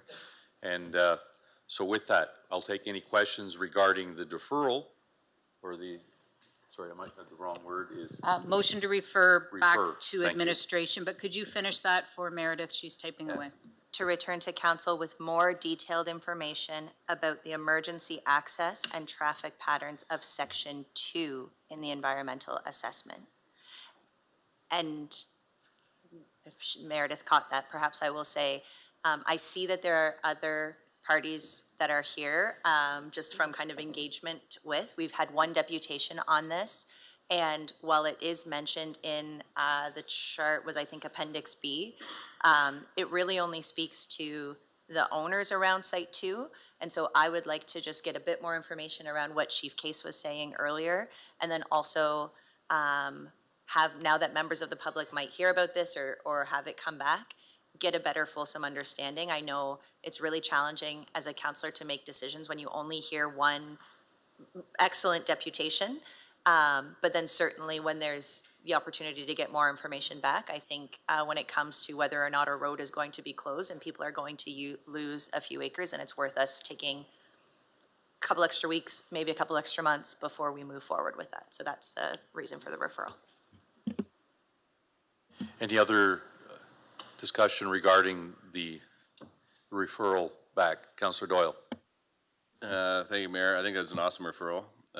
Councillor Harrigan. I have one question. It was kind of the original question I was going to bring up, which might tie into that as well. My question was just going to be, if we were to move the road at Site 2 back, would we not have to, in the coming years, protect that road like we're doing for the other 3 sites and cost that $2 million if that's going to start eroding back towards the other way anyways? No, it's not, I guess it's not similar to Lake Erie where you're getting wave action. It's just trying to look for a stable slope. So moving the road out of that critical zone is enough. It's not going to continue to erode, I guess, similar to what a lake. And the river won't change pattern a little bit and come farther or closer to that road? Pardon me? And the river won't change pattern a little bit and go closer to that road? Like, same idea, but okay. As long as we don't have to move the road and then spend another $2 million or $3 million by then in 5 years to put a bank up, then that answers my question. Thank you.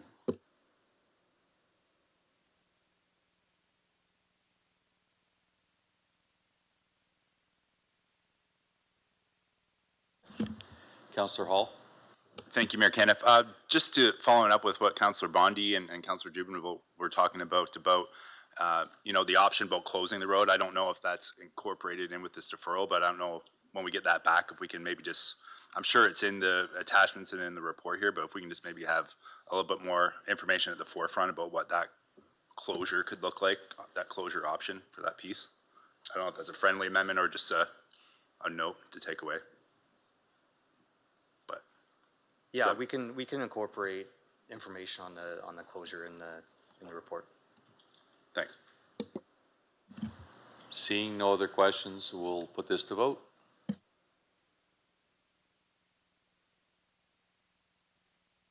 Councillor Allen? Yes. Councillor Story? Yes. All votes are in. Motion passes 17-0. Okay, we will move on to item 21. 17 or 19C, motion of Councillor Sakachi regarding road safety action plan education campaign. You're doing a great job keeping me in line. Thank you. Councillor Sakachi. Thank you, Mayor Caniff. I'd like to move that administration carry out an education campaign focused on the priorities identified, the road safety action plan, including speeding. If I could have a second, I'll just elaborate very briefly. Councillor B. McGregor. Happy to second it. Okay. Councillor Sakachi. Thank you, Mayor Caniff. I think that since Edward has joined the team, that we've made significant improvements on a lot of things, including the road safety action plan, the mobility master plan we're working on, the traffic calming aspects. But what I have noticed is that there's not a whole lot of community emphasis on this. And I think it's really important for us that we have a great communication team that we can get out and start emphasizing it, especially in school safety zones as well as areas in Chatham-Kent. We have a lot of transitional areas where you're coming off a highway and then you're going into essentially a small stretch of urban houses. A lot of places that we've been dealing with that I've spoke to Marissa and her team about before in the past don't meet certain thresholds. So I think it's important that we're able to address these things in kind of an educational standpoint, as well as kind of speak to the public about ways that they can they can look at improvements to their traffic calming, as well as the road safety action plan. Councillor B. McGregor, followed by Councillor Wright. I had no comment other than in support. Okay, Councillor Wright. Thank you, Mayor Caniff, and thank you for Mr. Scotchy for bringing this forward. One thing that we really need to focus on too is the move over law for the essential services. It's not fun standing along that highway and having cars zip along you. And that goes for police, fire, EMS, the public utilities, tow trucks, everything. Like, there needs to be more education on that. Thank you. Seeing no other questions, we'll put it to vote. Councillor Story? Councillor Allen? Yes. All votes are in. Motion passes 17-0. Let's try this again. Item 21, Finance, Budget, Information, Technology, and Transformation. 21B, August 2024 Budget Variance Forecast. As part of this report, we do have a presentation from Matt Torrance, Director of Financial Services, and Amy McClelland, Manager of Revenue. So, Mr. Mayor, I leave it with you with regards to the report versus the presentation. So the presentation's on a portion of the report. Well, we'll go ahead with the presentation.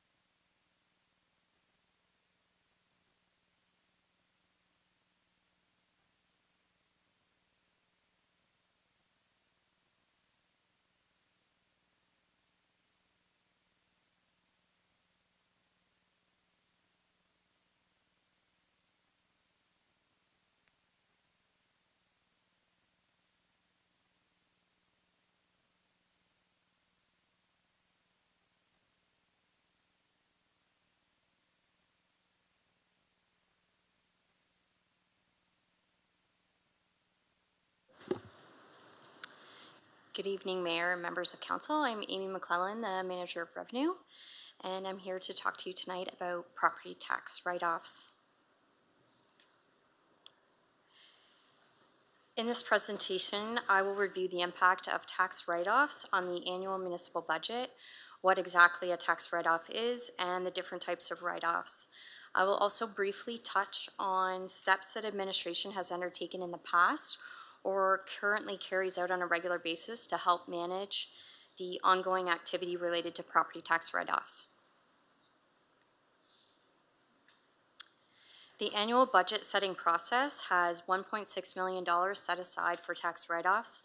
Over the past 4 years, actual tax write-off expenses incurred have met or exceeded the set budget amount.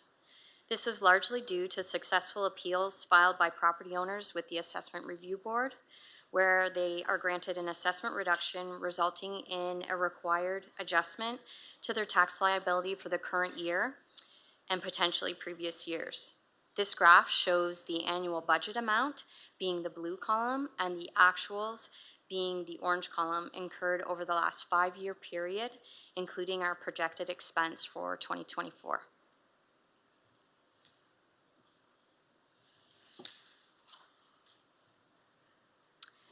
In its simplest terms, a tax write-off can be described as a reduction in the amount of taxes the property is levied for a given year.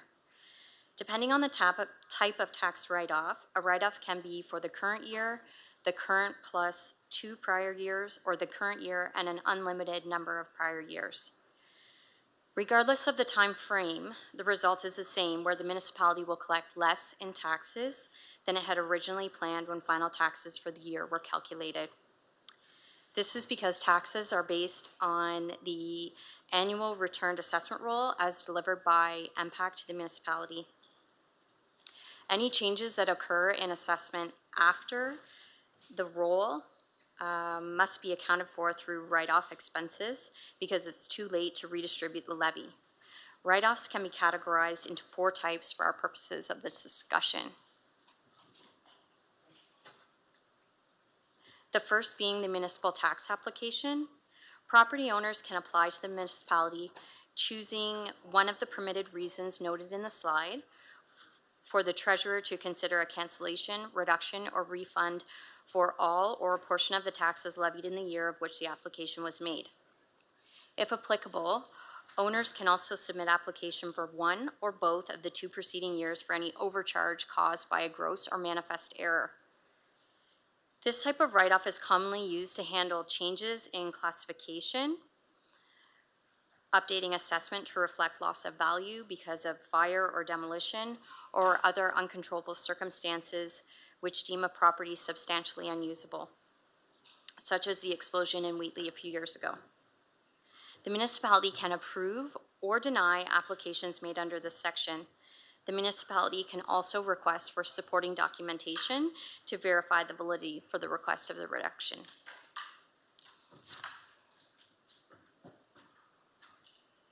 Another type of write-off is a request for reconsideration.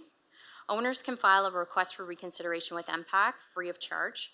MPAC will review and make a decision where they agree or disagree that a change is warranted and notify the owners of the outcome.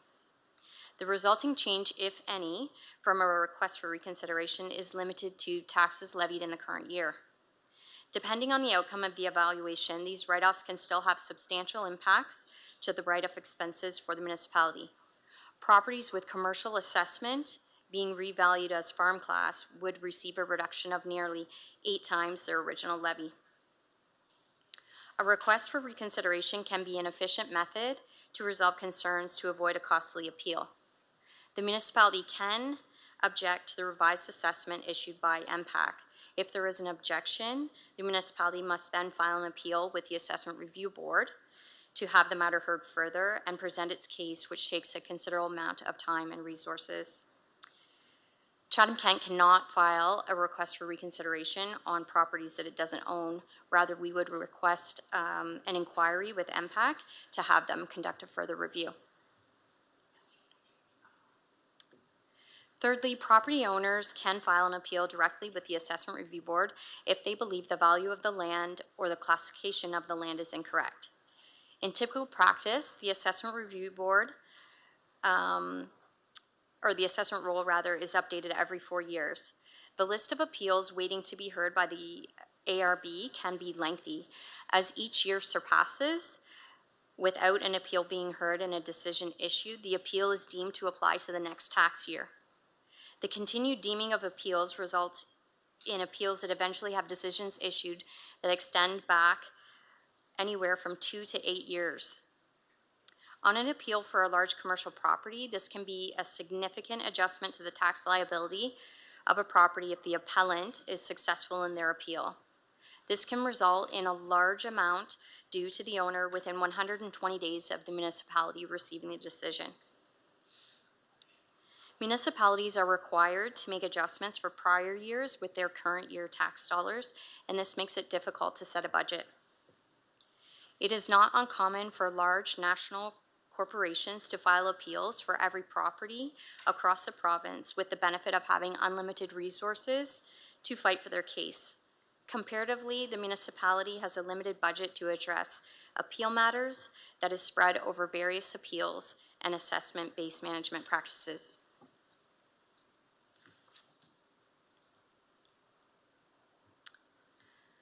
The last category of write-offs are tax sale write-offs. Tax sale proceedings are enacted on properties which have 2 years of tax arrears or more as permitted in the Municipal Act. Sometimes a property may not sell at a tax sale due to the cancellation price exceeding the value of the property. The cancellation price is the accumulation of past due taxes, interest, fees, and sometimes additional charges added to the tax roll. When the building and enforcement team is required to address property concerns, any costs incurred are added to the tax roll. These costs accumulate quickly when a property is required to be demolished due to safety concerns. When a property is demolished, it is unlikely that the municipality will ever fully recover the expenses. In addition to the cancellation price, properties may have orders registered on title requiring action by owners, such as an environmental order or a lien registered in favor of the Crown.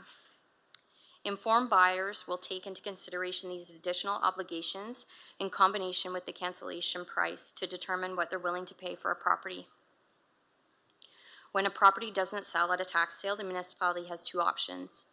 One is to re-advertise the property at a subsequent tax sale at a reduced price, if it chooses to do so, or opt to vest the property into municipal ownership and choose to use for municipal needs or declare it surplus.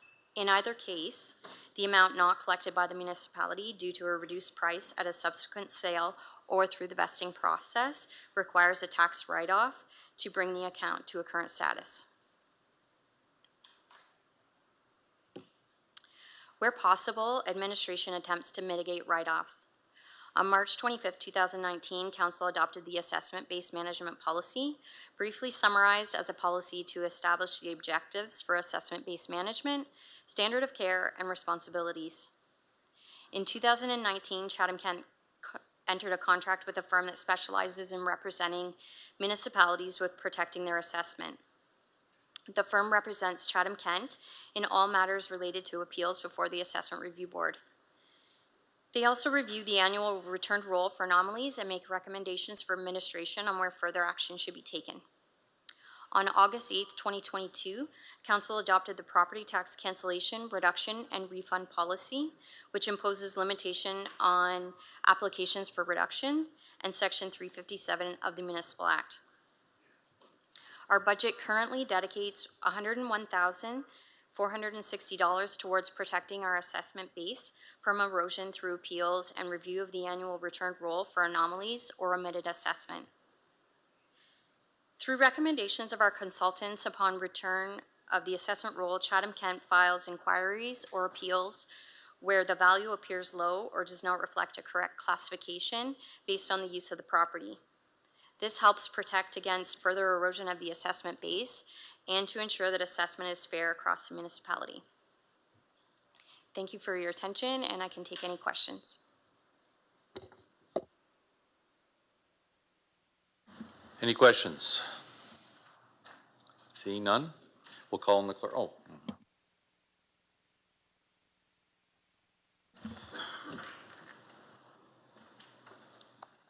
So can I get Councilor McGregor and Councilor McGregor to put this on the floor, please?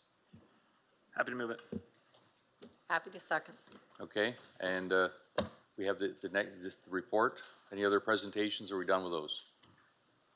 Okay. Any questions? Seeing none, we'll put it to vote.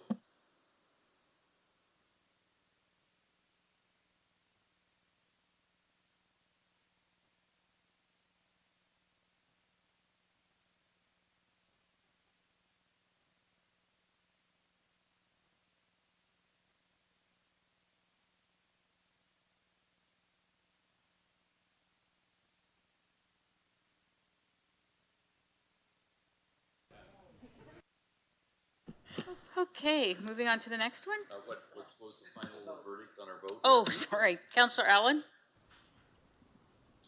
Yes. Thank you. And Councillor Story? Yes.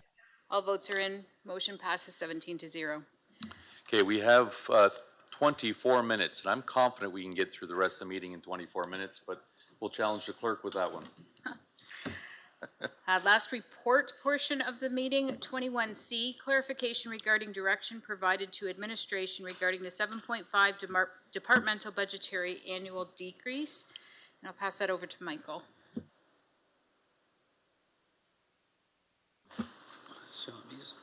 Yes, go Okay, thank you, Your Worship. So, yes, this was a staff request, and the reason is because there were some emails that were sent to staff after the motion that's in front of you. And in particular, and it's unfortunate that Councillor Finn is not here.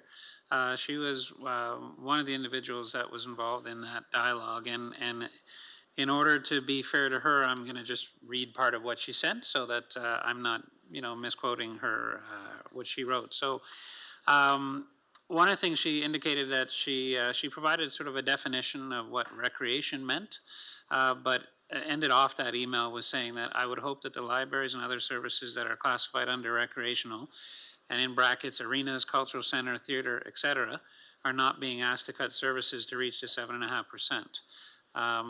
In the definition of recreation above, she said, walking, swimming, meditation, reading, dancing, etc., all of those things would be considered as recreational. So that was a bit of a surprise to staff because we were not operating on that basis. We didn't realize that the definition of recreation that was a friendly amendment and noted on the motion in front of you was that broad. And we could have asked the question that night, I acknowledge that, but we just didn't think it extended to things like libraries and reading and dancing and stuff like that. In fact, some folks may not know that we actually have a specific department called Recreational Services, and that is in Jody's area, and it primarily takes care of services for children's recreation. You've seen them in your communities and in their trucks that come around and do different recreation opportunities. So we weren't really clear, and rather than quite frankly, it put staff in a tough spot because if we took that definition of recreation into account and our report for the first day of budget did not include some of the items that some of you are expecting, you would certainly be asking questions of us. By the same token, Councillor Finn had given a broader explanation, so she would be upset if we didn't take into account, her explanation of recreation. So we really felt that rather than there be emails back and forth, we really need to come here. So I know this is a bit unusual, and I apologize, but there's a lot of work being put into this by staff, and we'd really like to try to get it right. That's why we brought it forward, and I don't want to tell the chair what to do, but I think for starters, we probably should go to the mover of the motion, who also was involved in some of this dialogue, so he may have a view as well. So I'll leave it at that. Councillor Doyle. Thank you, Michael. So just to kind of let everybody know what happened, we were in a library board meeting, and we were talking about the community hub that got brought up, and then my motion got brought up, and they started to say about cutting or closing libraries, and Amy immediately said, no, they can't close any libraries, because that was my friendly amendment that I made. And then I think it was either Audrey or Heidi in that meeting that said, well, you should probably talk to administration about that, because I don't think you're on the same page. So then Amy emailed administration, or emailed Michael, and CC'd a couple other people, and basically said, here's what my definition, or here's what I meant when I said recreational services. And I emailed back, because she copied me on it, and I said, I understand what I agree with what she's saying for what recreational services would include.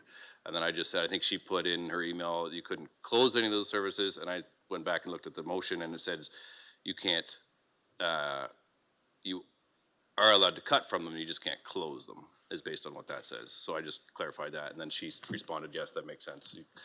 So thanks for clarifying. So you are allowed to cut from them, you just can't completely close them. And that's. Is that clear? I'm going to ask you, Mr. Dubin, is that clear enough for you to say, you know what, we're going to proceed on with this? I'm just asking because I see some hands, but well, I want to ask.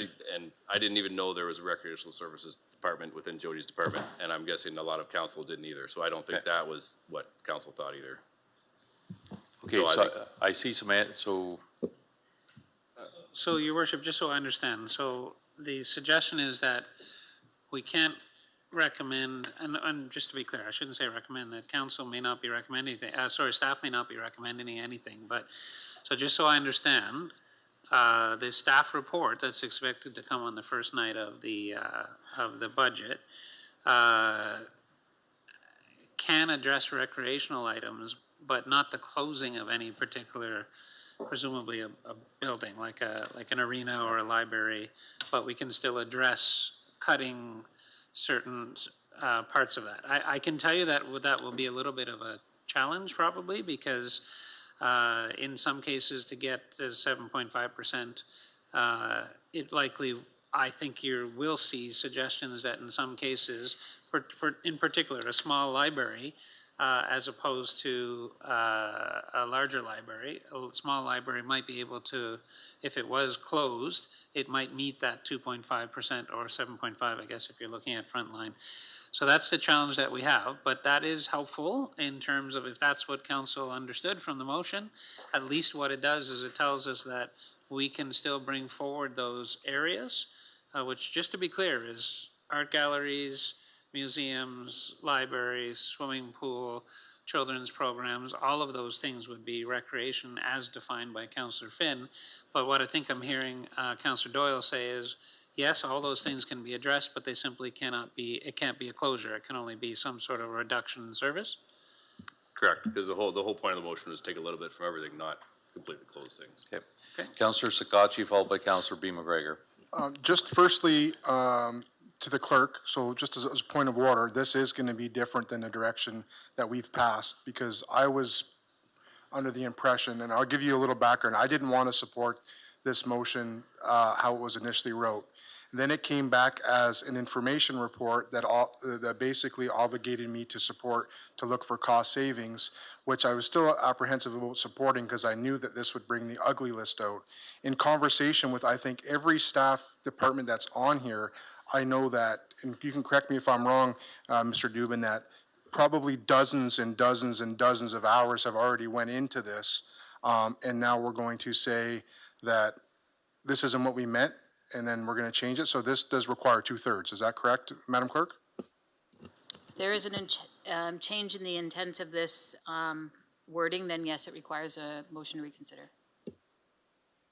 So Mr. Dubin, has your staff not already put in a significant amount of work? I know staff members that have, because I've spoke to them about a couple things, and they were working on this. So just wanted to clarify on that. Yeah, thank you, through your worship. There's actually two parts to it, so I'll answer the first part, and then maybe I can ask Mr. Quinton to answer the second part, because the finance department is the one that's been working with each of the departments. So the work I put into it myself isn't just the putting together the dollars and cents, but also meeting with staff, because it shouldn't surprise councillors, but there's a significantly low morale right now. So a lot of staff have been wanting to meet and talk about what's going on. And so that has been a challenge for some of us, is meeting with staff. So there's been a lot of time spent with staff, not necessarily working on the motion, but just explaining to staff that this motion is just, at this point in time, is just a motion for us to present ideas. But that has taken up a lot of my time. Maybe Mr. Quinton can talk about the actual work associated with the report that you asked us for. Thank you, Mr. Mayor. Yeah, I would echo that, what you just said, that staff across the organization, frontline, up to EMT, this has really affected morale and productivity throughout the organization over the last few weeks. The report's done. It was to go on, ready to be posted on the website through the clerk's office this Friday, released to the public, and then for debate next Wednesday at our budget opening night. So to have a last minute change in direction, I don't believe it. We could either go one of two ways. One, we just bring the report as written. It's just an information report, remember. If there was a activity that council doesn't want to bring a motion forward, council would be required, if they want to enact any of the items on the list, to bring a motion to debate it. So I don't see the harm of bringing the information report, even if it does mention a library service, it's for information.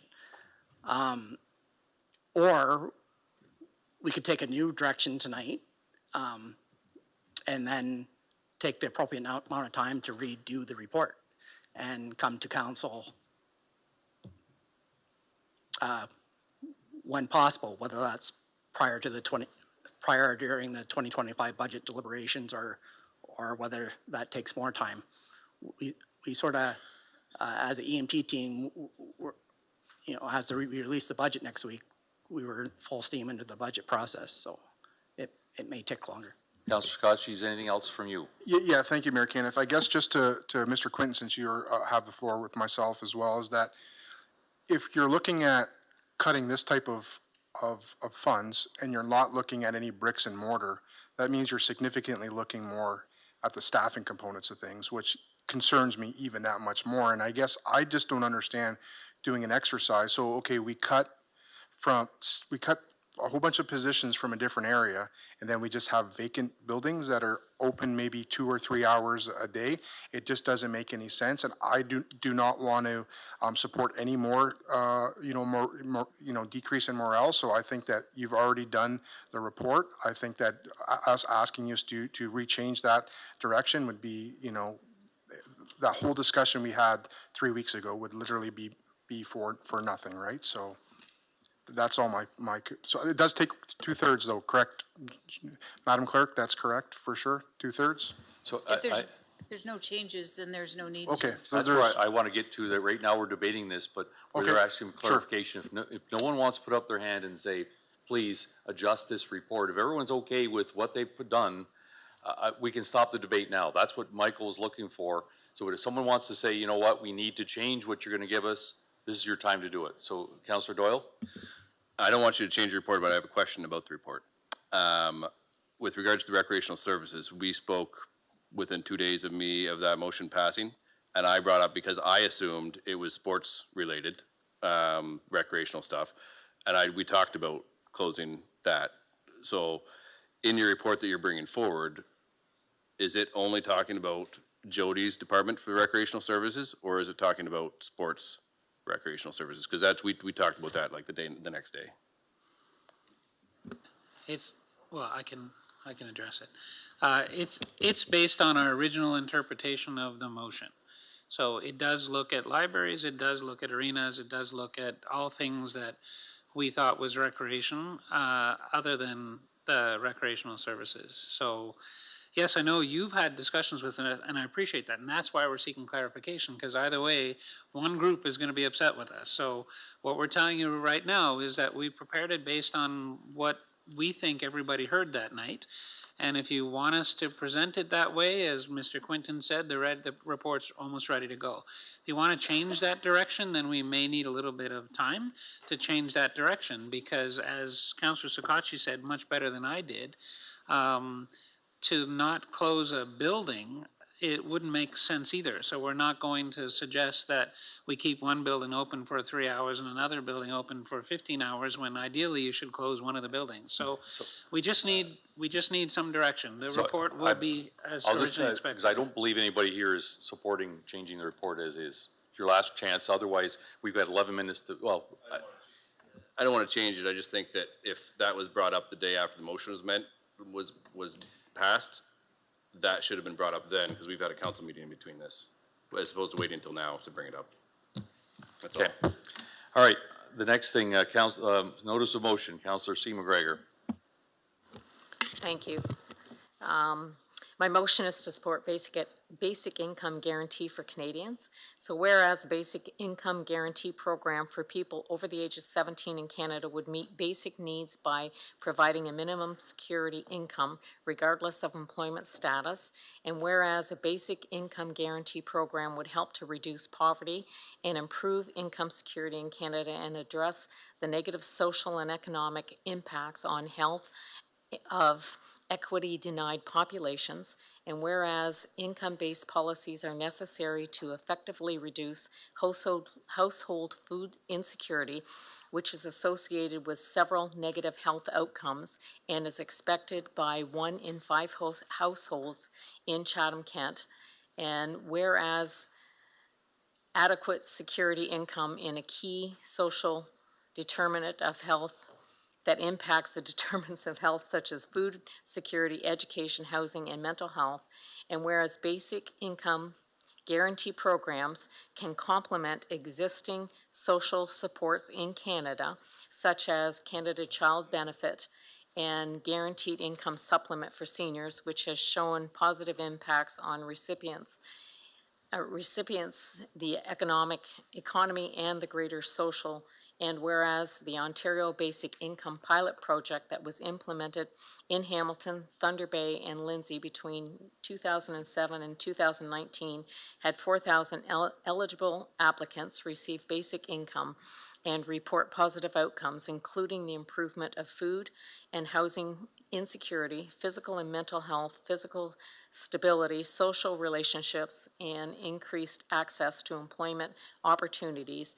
And whereas the municipality of Chatham-Kent programs and services that decrease the impact of poverty and income inequity and provides participants with a better quality of life, which can positively improve health and well-being. And whereas basic income guarantee programs can complement existing municipal programs and services, but reduce the restraint on municipalities and allow them to focus on providing more effective and affordable services to residents.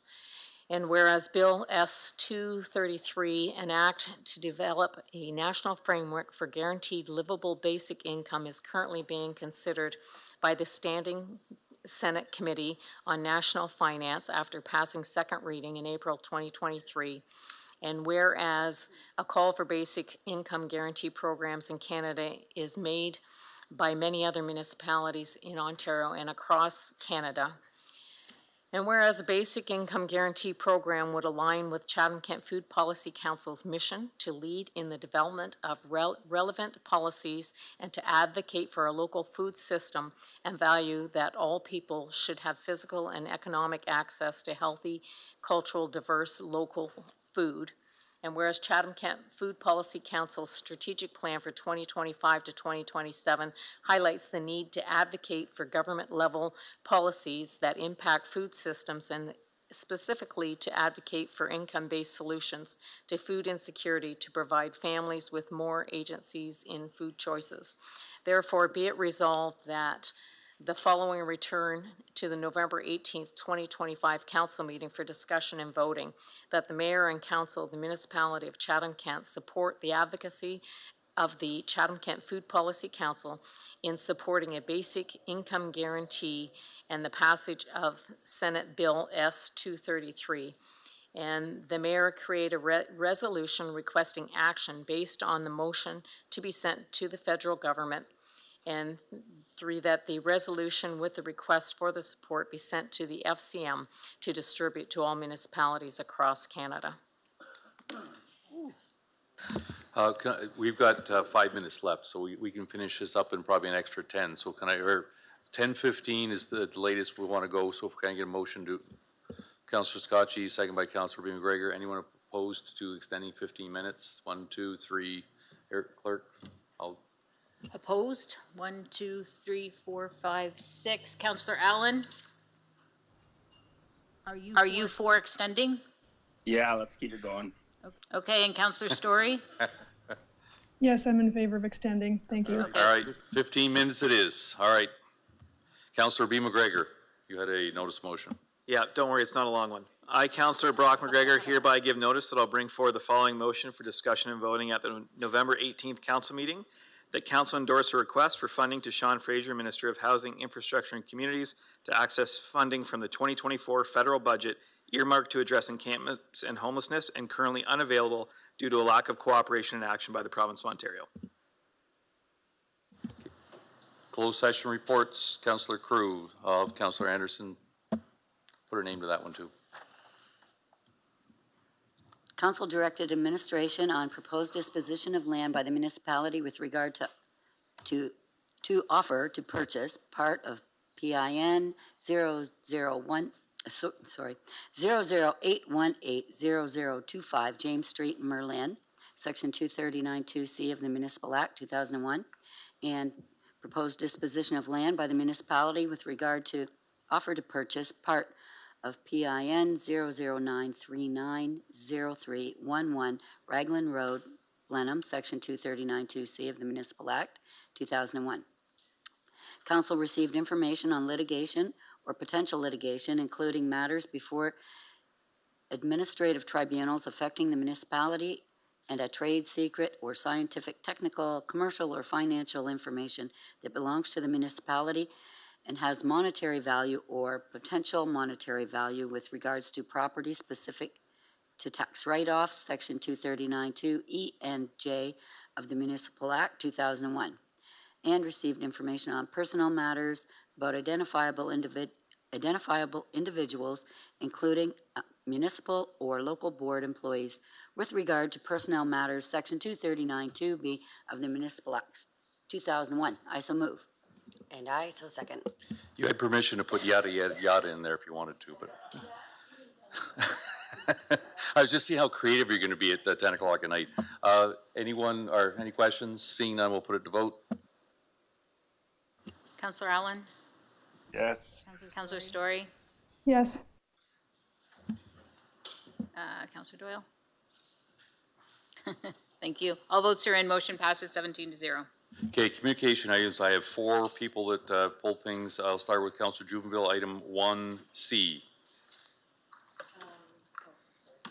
Thank you, Mayor. I pulled, we were encouraged to declare December as Christian Heritage Month, but I realized that we don't do declarations, so maybe the clerk could speak to that. Thank you, Mr. Mayor. Whenever the municipality of Chatham-Kent receives a request for a proclamation, we have a standard letter that we respond with. Council back in 2002 passed a motion that the practice of issuing proclamations be discontinued. So what we do now is we respond to the individuals, advising them that we don't do that, but we do put their letter in the information package so the public is aware of the month or the week that they're proclaiming. And in some situations, we direct them to the flag policy on the website if they happen to have a flag or something and it falls within the policy. So that's our practice now. Councillor Scotchy, 2B. Thank you, Mayor Kenneth. Just wanted to see if we can put a resolution of support to the establishment of an Ontario Road Safety Program. Seconder for that, Councillor B. McGregor. Anyone opposed to that? Okay, seeing none, I will make that happen. Councillor McGrail, item 3D. Thank you, through you, Mayor Ganoff. I just want to make notice that we received the SWIFT project completion notification and results for municipality of Chatham-Kent.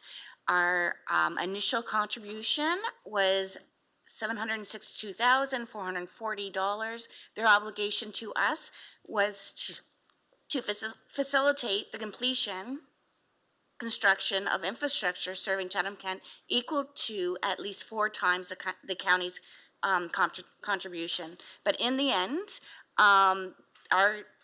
what they did was contribute 25 times the amount. So what that equals is $19,136,546 of fiber construction, which included 5 projects. 4,827 premises are now served with fiber, and 228.1 kilometers. Thank you. I just want to thank you for all the work you do with this committee. You've been doing this for a long time, and thanks a lot. You've made a real difference in our community, so thank you for that. Thank you. I love that committee, and I'm proud of them. So. All right, and the last one has told me that she doesn't want to pull it, so we're going to save that. So if I Councillor Juvenile and Councillor Sakachi to move all of the rest of the communication items. I so move. Seconded. Anyone opposed? Carried. Non-agenda business. I've got, keep your hands up real quick. Just got Juvenile, Grail, Sakachi, Anderson, Story. Okay. Councillor Juvenile, followed by Councillor McGrail. Thank you, Mayor. the first thing I want to just draw attention to is I've seen two wonderful veteran crosswalks in Chatham-Kent. I'm just wondering, I heard there's a rumor that there might be more, so I'm wondering if anybody could speak to that there could potentially be more coming before Remembrance Day? Yeah, there won't be, but we're working with every legion, and the two legions that were ready to do it. I'll use Wallaceburg as an example. They weren't quite ready, but any other legion that wants to do it, we'll have it ready for next year. So if we have 11 or 12 of them in the community, all the better. So let's work with each and every one. So just I just want to make that public notice that if they're in the community want one, we'll get it done. Okay? Okay, so the ward councilors could maybe Yes, reach well, out to the yes. the Well, we've been legions, working with okay. all the legions. I know that RAF has been communicating with them, and some did have an interest in it. But Okay. if counselors have an interest in doing their community, reach out, because that's what's happened. The first two done were funded through the Hydro One funding Okay. through the counselors. So we'd love to see more of them. I think it's an amazing respect for our veterans, so. Okay, thank you. I just have two other items. In relation to the information report, I just want to speak a little bit more extensively on that, because we can't make a declaration, but I just want to recognize that there are 15 municipalities that have declared that December is Christian Heritage Month, and among them Mississauga, Brampton, Ajax, Durham, Niagara Falls, Sudbury, Ottawa. So other religions in Canada have been recognized: Jewish, Sikh, Hindu, and Muslim. So just, I guess, in our hearts and minds, we can consider and recognize December as Christian Heritage Month. Thank you. Councilor McGrail, followed by Councilor Scotchy. Great, thank you. Just a quick comment here. The Chatham-Kent ATV Club is looking to make a change in our municipality food banks. Feed the Hunger is what it's going to be called. Their goal is to raise $10,000 to purchase enough food to help food banks within Chatham-Kent. But this Saturday, November 9th, from 9 to 3, they will be at the Real Canadian Superstore, where they're hoping to fill 3 trailers full of food. So come on out and help, and make a little donation, and it will go towards all food banks in Chatham-Kent. Thank you. Councilor Scotchy, followed by Councilor Anderson. Thank you, Mayor Kenneth. Through you to the CAO, Mr. Dubin, I didn't know if this request is something would require a notice of motion, but I know that there's been a lot of information and feedback regarding some of their major projects and the costs associated with them. And one of that was the roundabout that we did recently, and the amount that the money went up to.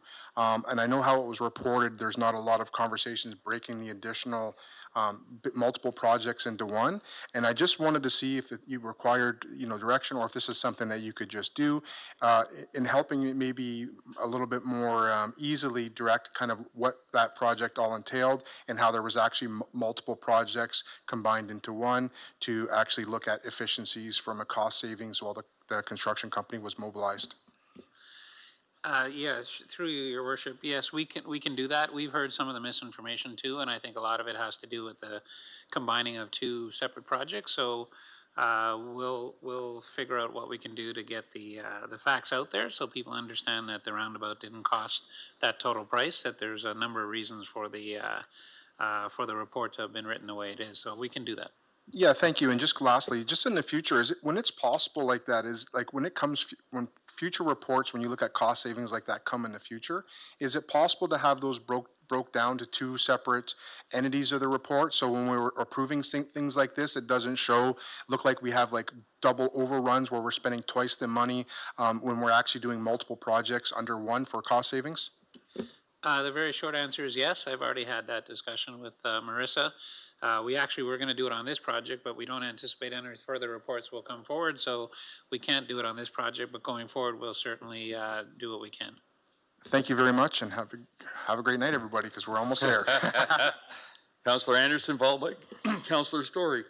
Thank you, and super quickly through you, I just wanted to acknowledge that we celebrated a historical day on October 31st, where we declared the emergency order to be over in Wheatley. And I'm not going to go through and list everybody, but I will definitely give my additional thanks to the residents of Wheatley for their resiliency and their patience throughout this entire process. And it's a major day for us, and I appreciate everyone that had a hand in getting us to this point. So thank you. Councillor Story? Thank you, Mayor Caniff. 2 items I just wanted to draw everyone's attention to. Treaties Recognition Week is this week, and on Thursday at 7 p.m. at the Chatham branch of the library, Dean Jacobs will be speaking about reconciliation treaties and how far we've come, who is being left behind, challenges, and future opportunities. So thanks to the CK library staff for organizing that. Secondly, I just wanted to clarify, Mr. Mayor, if you would be open to discussing this just to provide some clarification, because there was a letter that was published in the media across Ontario at the end of the week that was signed by, I think, 13 mayors, including yourself. And I was just wondering, it seemed to contradict some of the work that the Ontario Big City Mayor Caucus was doing, as well as it didn't entirely align with how I understand our own municipal encampment strategy. So could you possibly clear that up for us about why that letter was sent? Certainly. I'm going to have Dave Taylor come up and just explain just the context of letters in general, and I'll deal more specific with this one. Yeah, thank you, Mr. Mayor, and thank you, Councillor. Certainly, Mr. Mayor would have to speak to anything that happened at OBCM in terms of the communications about this with other mayors. What I can really speak to, I think, is the content of the letter. While I wasn't involved in drafting it, have had a chance to review it, and I think one of the important pieces here is reading it at the beginning. It's really Mayor Caniff and a couple of other mayors asking the province to consider a couple of different approaches to dealing with encampments. And I think that that's really a continuation, as I see it, of multiple different requests from municipalities, different municipal organizations, calling on the province to tackle this issue and kind of provide a different suite of tools that could be used in the appropriate circumstances. One component that I've definitely seen on this one that has a lot of questions coming from news media, councillors, citizens, that type of thing, is there is a reference in there to the notwithstanding clause being used, which is a component of the charter.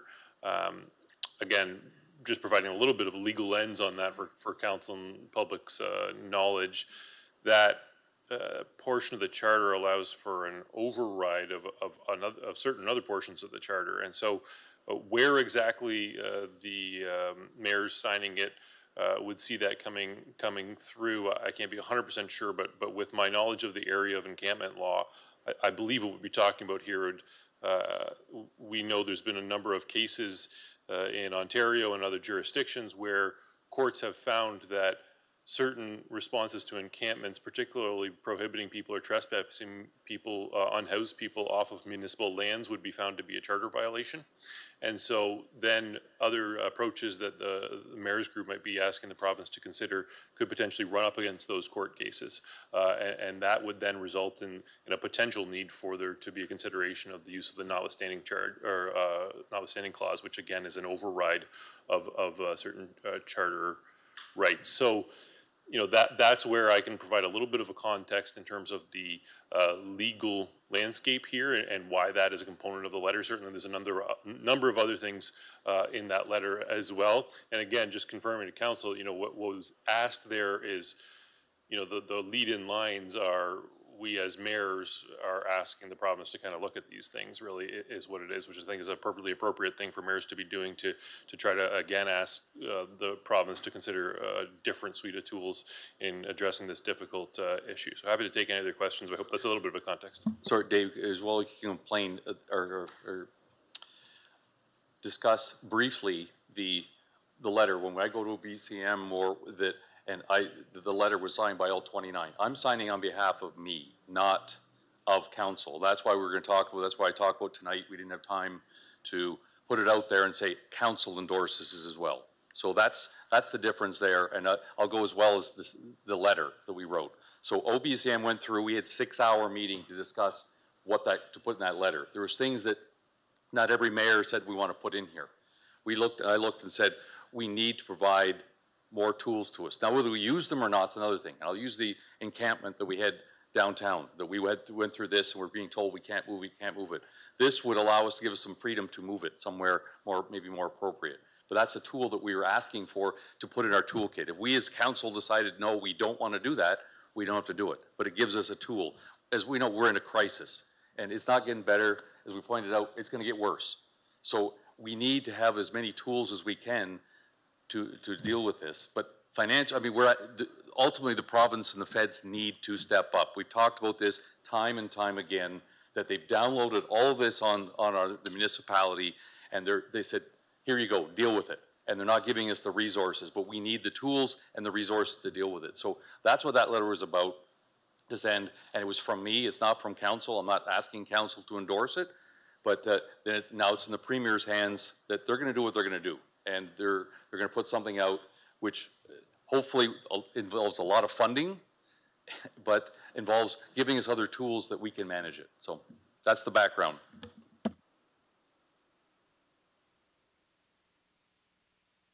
Mr. Mayor, I think where it gets confusing and a little concerning is that the notwithstanding clause is essentially a nuclear option for something like this, and it really risks criminalizing homelessness and stripping human rights away from some of the most vulnerable citizens in our communities. And I think it's not clear.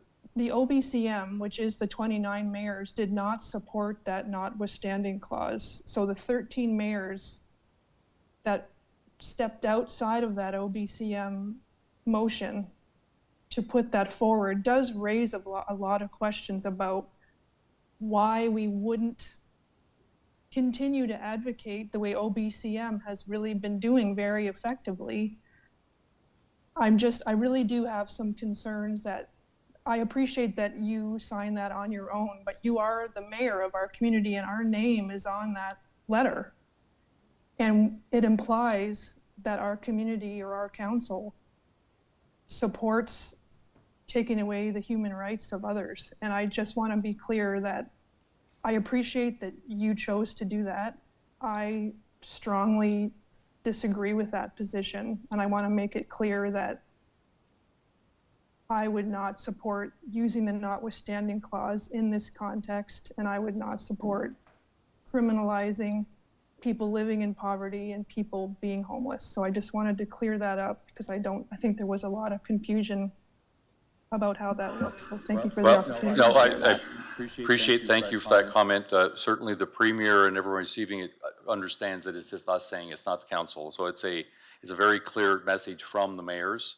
And again, it was to provide tools. I'm not suggesting we'd ever use it, but we don't know what it's going to be like in a year, 2 years. It's going to get, if it gets worse and worse and worse, we may need some of that to help dealing with some of the things we do. So I think we can agree to disagree. If I ask everybody around this table, if there's 50 things that were asked, you say, I agree with 45, I don't agree with, we all would have different opinions. So it's not the debate today. If that's ever put out by the Premier to say you can do that, then we as council can decide, are we even going to use that? In Chatham-Kent, we could say, no, we're not going to use that clause. So I'll leave it at that. That's a debate for another day. We've got 1 more minute to do the final readings. Councillor Anderson, Councillor McDonald, the first and second reading, please. I am happy to move that. Yep, seconded. Anyone opposed? Motion carried. Councillor Allen and Councillor Wright, third and final reading. I'll second it, thank you. Anyone opposed? Motion carried. Councillor Crew, can I get you to do the closing council, and then Councillor Doyle to wrap it up? I move that Chatham-Kent Council adjourn to its next meeting to be held on Monday, November 18th, 2024, and that Chatham-Kent Council authorize itself to meet in closed session on that day to discuss any matters permitted by the Municipal Act. I so move. I so happily second. Anyone opposed to wrapping up at 10:15 3/4? No? Okay, thanks. Have a great night, everybody.